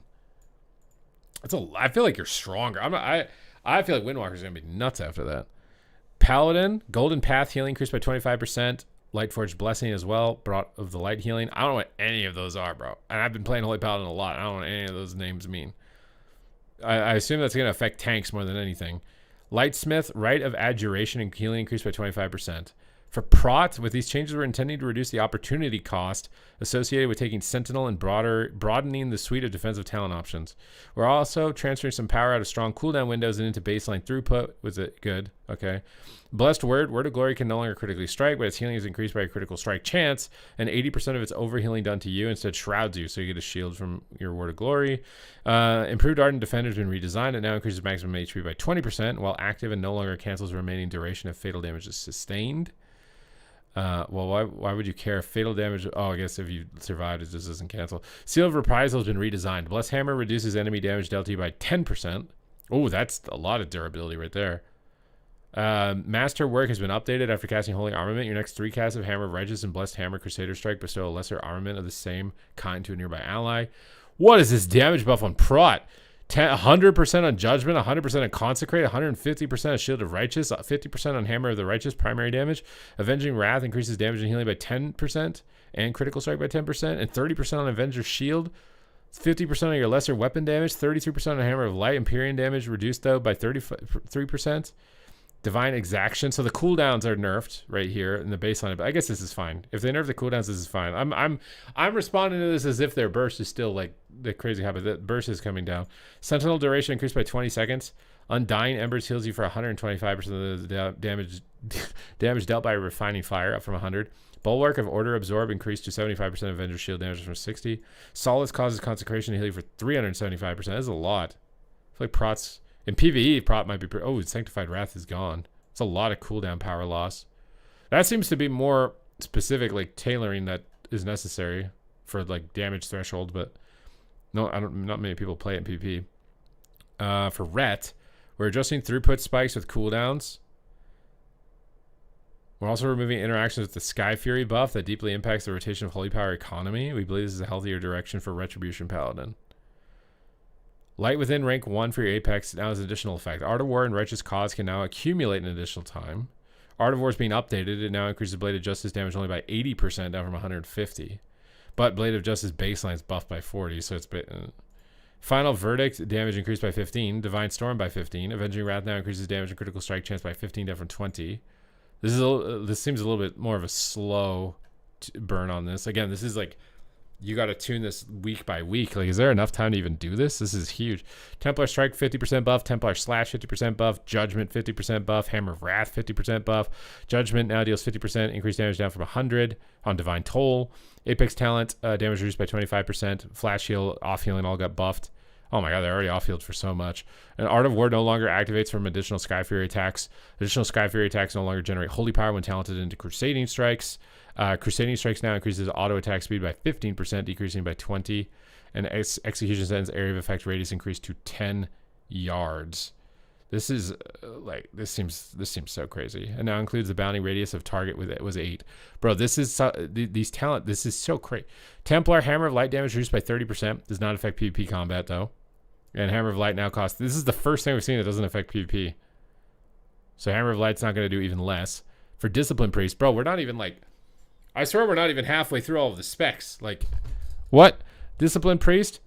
Our changes are aimed at reducing the spec's reliance on procs for effective healing, improved sources of consistent damage, and improving hero talent balance. It was too reliant on Shadowmen and Void Shield. We're updating Shadowmen to be passive upgrade of Flash Heal and adding a deterministic way to gain access to Void Shield. Additionally, Smite contributes a low amount of damage despite being frequently cast, so we're increasing its damage and updating the talent tree. That sounds nice. Grim Deliverance Shadowmen will heal for 30% more. Shadowmen's chance to trigger is no longer based on Shadow of Pain. It's been redesigned. Flash Heal just is Shadowmen now, which is a stronger heal with a higher mana cost. That's going to be interesting for like spell school dodging in PvP. Master rank 3 is updated. Mind Blast now upgrades your next power with shield to Void Shield, so you have to... Mind Blast is even more important. Master Dark has been updated. Void Shield now reflects 15%, down from 25. Flash Healing increased by 25. I assume that would apply to Shadowmen too, but maybe not. Master of Darkness can now accumulate 2 charges. Smite got 40%. I feel like that's not enough for how pathetic Smite is. Inescapable Torment damage reduced by 30%. Is that the Shadow of Death damage? I don't think so. I think that's like Deviation or something. Penance no longer applies Atonement when cast on an ally. Why? It's not playing well because it causes too much friction between casting Penance on allies that need healing. Oh, so you don't have to use it to heal. And then Greater Smite is a 1-point talent. For Oracle, Unfolding Vision has been redesigned. When Powered Shield or Void Shield expires, absorption remaining, it jumps to a nearby injured ally instead. It can happen once per shield. Okay, very small. Void Blast damage got buffed. Void Wraith damage got buffed. And Void Infusion now increases Atonement healing from Void Blast and Penance by 75% while Rift. Void Weaver's getting stronger, bro? I don't know if they do it. Okay. For Holy, for Archon, Resonant Energy has been slightly redesigned, creating a halo, increasing healing done by 2%, stacking up to 4 times. Divine Hymn is changing. It will grant Guardian Spirit while channeled. What? We're adding a benefit to channeling Divine Hymn to make it easier to use. If you already have Guardian Spirit active on yourself, Divine Hymn will add 5 seconds of duration. If Divine Hymn's channeling is ended early, it will remove whatever time. So they're making the AoE channel cooldowns, add a cooldown into them for Mythic Plus, I guess, because channeling and standing still is like a high risk choice. Makes the cooldown really strong in PvP though. For Shadow, we are intending to improve Void Form gameplay and are adding an additional source of multi-target damage to reduce the spec's reliance on Psychic Link in AoE situations. For Void Form, we're updating Void Volley to be a limited use ability that can be used a set number of times during Void Form, which leaves more room in the rotation while giving you a chance to use it as most opportunistic. Good, because it was just a random extra damage button. Shade Burst. Shadowy apparitions that float towards your primary target explode. Are they going to be targetable? Please don't. Damage reduced. It's just extra shadowy apparitions. Improved Void Form has been redesigned. Void Form increases spell damage by an additional 5% and grants 2 uses of Void Volley, so you're only going to get 2. Ancient of Madness has been redesigned. Shadow Word Madness increases haste during Void Form by 2% and its duration by 1.5 seconds, stacking up to 5 times. When Void Form ends, the haste lingers and decays over 10 seconds. Void Form now grants 3 uses of Void Volley instead of Void Volley having a cooldown. Empowered Shield absorbed by 25%. Phantom Menace got removed. For Archon, Focused Outburst has been redesigned. Void Volley deals 15% increased damage, and Shadow Word Madness casts Void Form, unleash a Void Volley at your target. What? So you're going to get more void volleys that just come from your madness rather than you manually using them. Resonant Energy has been slightly redesigned, creating a halo, increasing your spell damage by 2%. That makes Archon cooler, I'll be honest. That makes me think that's a cooler way of making Archon more viable. I like that. Okay, Rogue. What are we doing, man, with Rogue? Dissulti is now a choice talent. Players may now choose between the existing version, which casts automatically at low energy, in addition to using it active, and a new version that must be cast actively. I don't want to cast it actively. Atrophic Poison now reduces the damage dealt by 4% from 3. Atrophic Poison duration increased to 60 up from 10, and durations remain unchanged in PvP. For Fatebound, Deal Fate now has a 60% chance to grant an additional combo point when your Seal of Fate was 100%.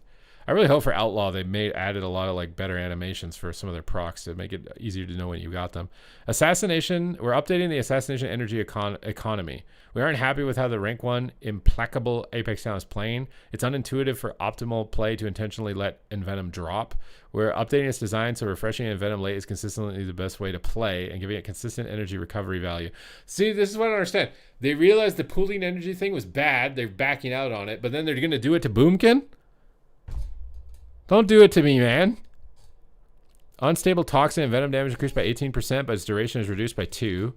Implacable rank 1 has been updated. Venom damage increased by 10%. And Venom restores 2 energy per combo point. Internal Bleeding is being updated. Now triggers from casting Kidney Shot and Rupture, rather than also being applied when copying Rupture's Crimson Tempest. And its damage got a 10% increase. Iron Wire is updated. Garrote's applied from stealth or during the improved Garrote window. Now silence the target for 5 seconds. I assume that not in PvP, even though it doesn't say that. I would assume. Dashing Scoundrel has been updated. Envenom's effect now increases the critical strike chance of your weapon's poisons by 10% from 5. Your energy regeneration is increased by 4%. Oh my god, bro. Assassination is going to be fire, man. All damage increased by 3%. Deathmark increases the damage. Okay, they're nerfing your cooldowns, though, which is what they've said they're going to do.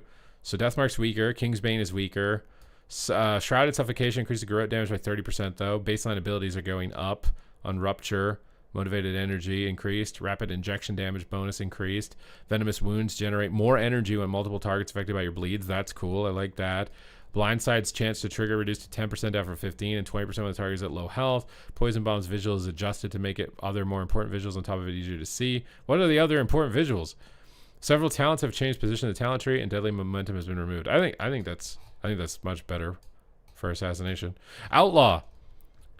We're improving talent build diversity and flexibility. We've increased the power of some underperforming talents and pulled back on some that could feel locked in. Killing Spree damage has been increased significantly because the damage it did wasn't sufficiently stronger than using other abilities during its channel would have been.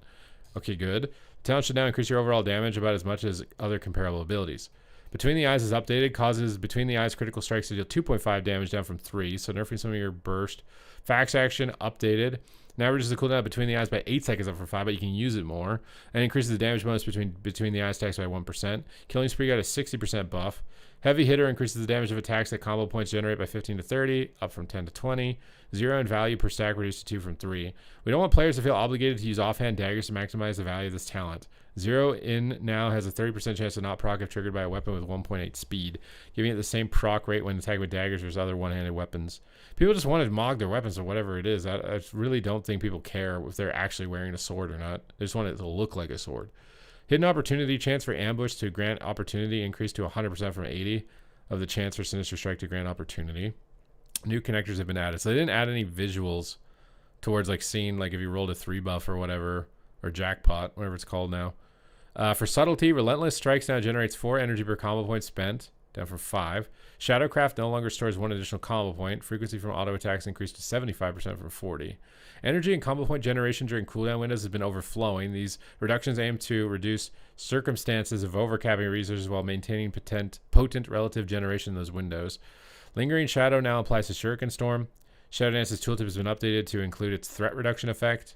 Apex talent Ancient Arts now considers the total damage of Secret Technique when creating a Shadow Clone. Fixing an issue that caused Secret Technique damage for secondary hit to be attributed to summoning pets. So I don't really understand the math here, because they say a lot here, but a lot of this doesn't mean much to me. Ascendance has a new icon. Why? I hate this. Everybody who learned the game knows what it looks like, and now it's just everybody has to relearn it? Why?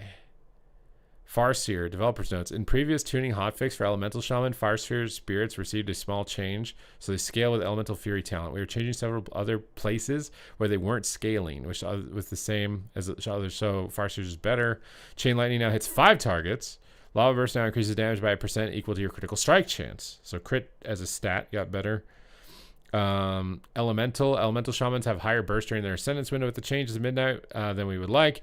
We don't want Ascendance to stop being a noticeable damage amplifier, but the combination of effect that boosted your Elemental Overload damage from Ascendance and Apex Talents all compounded with each other. We're spreading a lot more damage on your spells to deal consistently higher damage while getting a nice Spectre and Ascendance. So Power of the Maelstrom redesign. Lightning Bolt, Chain Lightning have a 15% chance to cause your next Lava Burst to deal 20% more damage. Stack it up to 2 times. Lava Burst consumes 1 stack at a time. Supercharge and Power of the Maelstrom both were extra random elemental overloads. We feel that other changes will make your damage more consistent while still allowing other parts of the talent tree to still increase the quantity of power from your elemental overloads. Stormkeeper redesigned. Next 2 lightning bolts, instant cast, do 150% more damage, or next 2 chain lightnings are instant cast to cause elemental overload. Lava Burst was increased by 30%, but not in PvP. Oh my god, this is the first thing that's not going in PvP, but those BM Hunter ones are going in PvP. Lightning Bolt got a 13%, but not in PvP, but Chain Lightning got a 60%. Maybe I'll actually press it. I don't know. Flame Shot got a 60%. Tempest was reduced by 20%. Healing Surge got buffed by 25%. All your off healing got buffed.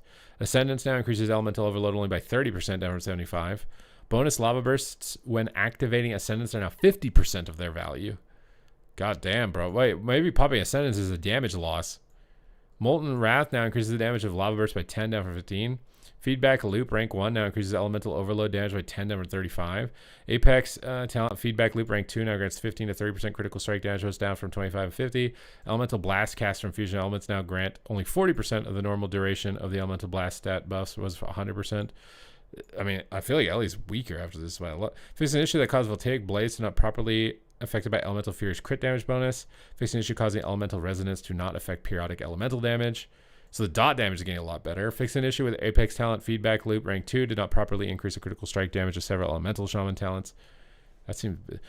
Supercharge for Stormbringer. Lightning Bolt, Chain Lightning, and Tempest Overloads deal 10% more damage. Okay, so they nerfed Tempest but then buffed it here. Enhancement Shaman, all your off healing is getting buffed and that's it. Oh my god, bro. You guys keep getting healing buffs. Healing Rain for Restoration Shaman has a 12-second cooldown, 18-second duration. Recasting Healing Rain while one is already active will despawn the previous one. This cooldown change does not affect the Surging Totem's Healing Rain from Totemic. This change should allow more flexibility for the player to move Healing Rain around when it's desirable. But how... I don't know how Healing Rain works without it being on Totemic, so putting a cooldown on it makes me think you can't move it around. Summon Demonic Gateway is now a utility spell on the cooldown manager. Okay. Hellcaller. We're updating Blackened Soul to give Hellcaller a better tool for focusing damage into priority target, increasing the overall flexibility of the hero talent tree rather than having it only excel in situations where multiple targets are present. However, we are keeping the functionality of Malevolence the same, so it remains a cool and impactful tool in Hellcaller's kit. It's being redesigned. If the target is affected by your Wither, your Chaos Bolt and Shadow Burn increase its stack count by 1. Each time Wither gains a stack, it has a chance to collapse, consuming a stack to deal Shadow Flame damage to its host until only 1 stack remains. Mark of Puritharn has been redesigned. Damaging critical strikes dealt by Wither deal 215% increased damage to up from 200%. Damaging critical strikes dealt by Blackened Soul deal 225% damage from the usual 200. That just sounds like Wither is getting more interactivity here. And they mention Malevolence, but then I don't see it at all listed here. Destruction, Conflagration of Chaos has been redesigned. Conflagrate, Shadowburn have a 100% chance to critically strike, and their damage is increased by your crit strike chance. Are we going to see crit locks? Because I think Chaos Bolt scales off crit too. Conflagration of Chaos has been removed from the cooldown manager. Apex Talent, Embers of Neolim tooltip has been updated to show players a % chance of Incinerate from evoking an Echo of Sargeras. For Warrior, Rend is iconic and a core warrior ability with a different relationship to each spec. Our approach to Rend and Midnight hasn't worked out as we hoped, so we're making changes to how each spec applies and interacts with Rend. Since when is Rend core to Fury Warrior? I don't feel like it's been core to Fury Warrior for most of WoW's. Rend ability is now exclusive to arms. Okay, good. It's exclusive to arms. Has returned to being a single target ability, and its rage cost is reduced to 10. Cleave will apply Rend to all targets the warrior knows Rend. Oh my god, this is a way more awkward way of spreading bleeds. New talent, Fury, Storm of Blood. Whirlwind applies Rend to all targets. What about Thunderclap still? Crashing Thunder causes Storm of Blood to also apply Thunderclap for Mountain Thane. So you have to be a Mountain Thane warrior. But you can't... Wait a minute. What the heck? Rend is Fury only, but then... Or Rend is arms only, but then there's a Fury talent that gives you Rend? It's just passive, I guess, and not an ability or whatever. New talent, Protection, Blood and Thunder. Thunderclap applies Rend. Oh my god, it makes Rend so much more awkward for... Oh my god, Thunderclap no longer innately spawns Rend. Oh, that's going to feel awful for arms. Javelineer has a new icon. Why? Ravager has been updated. Ravager is a unique ability, and we want Ravager itself and its positioning to be important, but with its current design puts more emphasis on its value as an AoE damage amp rather than Ravager itself. We're redesigning Ravager slightly to address this. You're gonna make it single target. You're buffing it by 50%. No longer increases cleave or whirlwind damage while it's active. Ravager now causes all enemies in the area to take 25% increased damage from your bleeds. Oh, you're a bleed blender. Ravager's duration is no longer reduced by haste. Bloodletting has been updated. Your abilities have a 5% increased chance to critically strike targets affected by Rend. If you know Rend, Mortal Strike inflicts Rend to the target below 35%. That's just... Deep Wounds last 33% longer. This will just never happen in PvP. Broad Strokes has been updated. Colossal Smash now grants 6 stacks of Sweeping Strikes on use. Stacks of Sweeping Strike from Sweeping Strike's ability and Broad Strokes will stack normally regardless of the order in which they were used. So you get passive Sweeping Strikes when you Colossus Smash, but it's a talent, or is that just a baseline thing? I'm not sure. Sweeping Strikes now displays the number of active Sweeping Strikes charges. Improved Sweeping Strike has been removed. Isn't that the one where... So it's going to have a limited amount of charges. Mass Execution, Overpowering Finish now are on a choice note with each other. Battle Lord and Master Tactician have swapped positions in the tree. I don't know how big that is. That sounds big, but I'm not sure how big. Hero Talents for Colossus. Developers Notes demolishes variable cooldown is proven to be more frustrating than interesting. So we're changing it to align closely with Colossus Smash, enabling Arms Warrior, Colossus Warriors to coordinate their use for maximum. I thought we were trying to not cooldown stack. This is cooldown stacking. Tide of Battle increases the damage of Overpower and Execute. Was Overpower only. Demolish cooldown reduced to 30 from 45. And Dominance of Colossus no longer reduces the cooldown of Demolish. So you're just passively getting always 30. Whirlwind is updated for Fury. Whirlwind has historically been a core part. I agree with that. Even in single target situations, we'd like to open the door for Whirlwind to be a useful ability in single target again. Well then what about the fucking 3 other abilities that are already there? Whirlwind now generates 3 rage innately. Improved Whirlwind has been updated. No longer causes Whirlwind to generate 3 rage innately, but still increases rage generation by Whirlwind by 1 per target hit, up to 8 total rage. Carving Blades Whirlwind deals 50% additional damage when strikes only a single target. Yeah, but what about Raging Blow, Bloodthirst, Execute? You just have like 5 abilities or single target ability. Like, what? Why do you want to take an AoE ability and make it a single target ability on a spec that already has like 4 single target abilities? I get the fantasy of Whirlwind, but I feel like it's going to have to replace one of those abilities. Rampaging Ruin has been redesigned. While Improved Whirlwind is active, Rampage's final strike slams the target to the ground, dealing physical damage to all enemies. Damage reduced beyond 5. Does it mean you get a stun? Or what? What does slam to the ground mean? Rampaging Ruin is intended to help alleviate the AoE cap, a target cap on Fury's rotational abilities. Current design ended up being very difficult to figure out when it was best to use. Rampaging Ruin, the new design should make the choice more intuitive. Hack and Slash have been updated. Rampage now has a 75% chance to refund a charge of Raging Blow, increase the damage of the next Raging Blow. Yeah, but we already just said Whirlwind's our single target button. We feel that Fury plays best when there is a degree of uncertainty about which ability you'll use after the one you're currently pressing. Previous iterations of Hack and Slash provided extremely regular and consistent Raging Blow resets, causing Raging Blow to almost always be available. We believe this change will keep Fury rotations variable and allow for more difference in rotational field between builds that emphasize Raging Blow and those that do not. I mean, if the Raging Blow is better, then you're going to use the Raging Blow. If it's not, then you won't. I mean, I understand the intent here is nice, but the math is going to math. And I don't know where the math will math because I'm not good at math and we haven't seen what this looks like. Hero talent for Mountain Thane. Thunderclap's base damage increased significantly in Midnight, causing overall Thunderclap damage to rise significantly, which turned into devaluing Thunderblast, removing the Crash Thunder damage bonus into Thunderblast to keep Thunderblast feeling special and important. So Thunderblast does 40% more damage, but Thunderclap's going to do less. Okay. So the proc Thunderclaps will hit harder, but the non... again, this is like... It seems counterintuitive. I thought we were trying to make baseline abilities hit better, more overall. This is going to make the cooldown version of it hit harder. For protection, Devastating Focus has been updated. Now increases Revenge, Execute. Damage dealt to the target was Revenge only. Oh, God. Okay, you're going to get a lot of single target damage with that. Bloodborne has been updated. Now increases all bleed damage. Was only Rend and Deep Wounds. Fueled by Violence will now heal you for 125%, so they're getting the same damage mitigation increases as all the other tanks.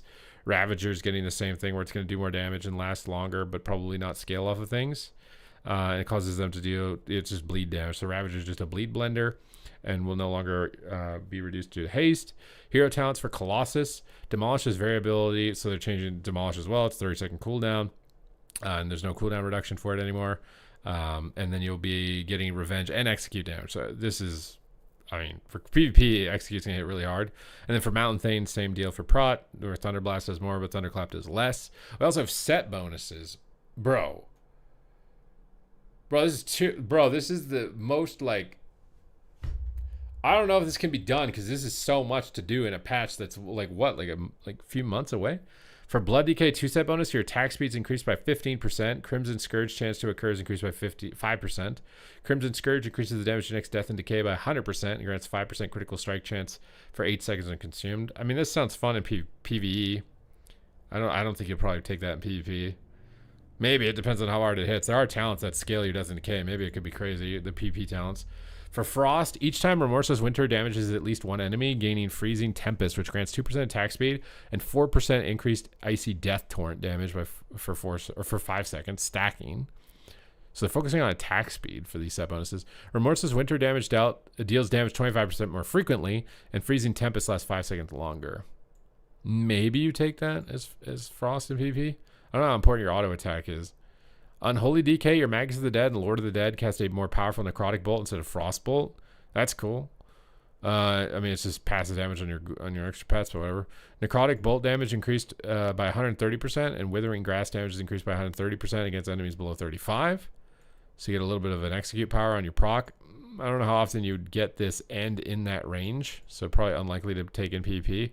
Devourer 2-set bonus. Harvesting 4 or more soul fragments with Reap has a 20% chance to cause your next consume to be instant cast and explode in a soul burst, dealing cosmic damage. I think you already get. Maybe I'm mixing up Devourer. I haven't finished leveling mine, but I thought you already got instant things. Maybe it was Reap. 4-set bonus. Soul burst generates 8 soul fragments and grants Moment of Craving. Reap deals 20% increased damage. That might be worth getting, especially with what they've done for buffing the damage that it does. For Havoc, Blade Dance, Chaos Strike, and Essence Break just deal 12% more damage. You're definitely going to take that. Essence Break now applies and benefits from the effects of Cycle of Hatred.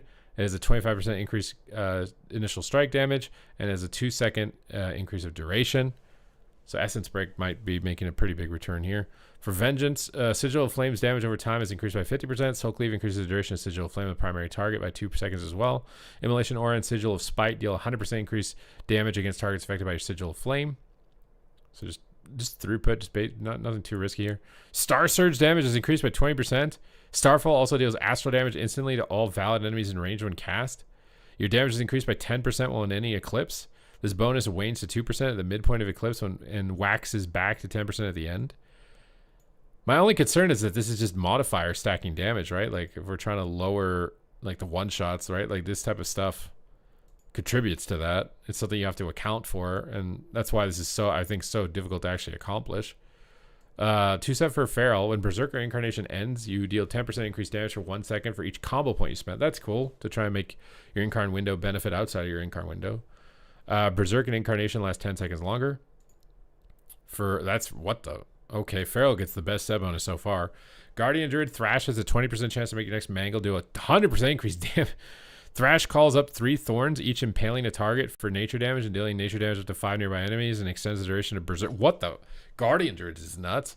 Resto Druid Rejuvenation has a 15% chance, and Nature Swiftness has a 100% chance to grant Genesis, which causes all your HOTS to heal for 25% more over time. Multiple applications may overlap. What the? That's really good. Genesis duration increased by 4 seconds, and gaining Genesis will also give you clear casting. Maybe not. I mean, I guess, yeah. Just faster hot ticks.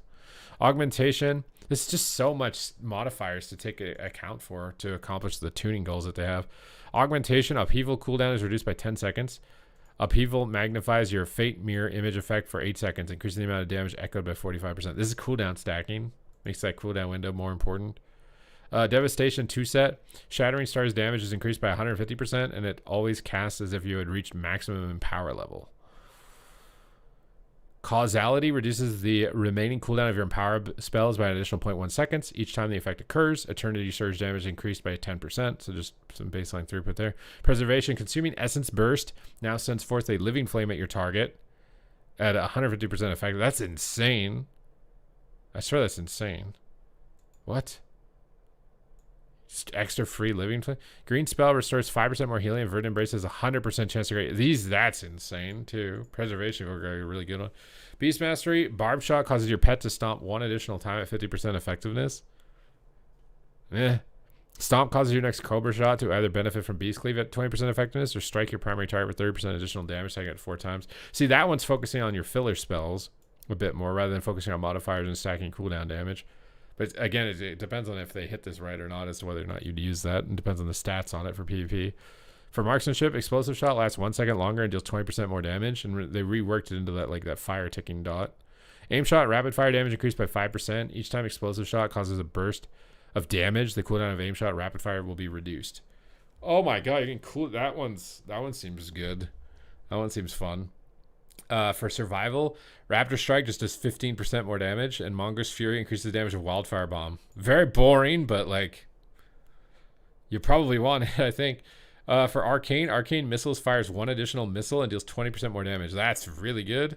Each wave of Arcane Missiles increases the damage of your next Arcane Blast, Pulse, or Prismatic Bolt by 5% up to 40. Oh, so you could channel in for a big Arcane Blast. I think that's kind of cool. But again, it's like modifier stacking. What is it, one shot? I guess we have to wait and see. For fire, Pyroclasm causes Flame Strike and Pyroblast to always critically strike.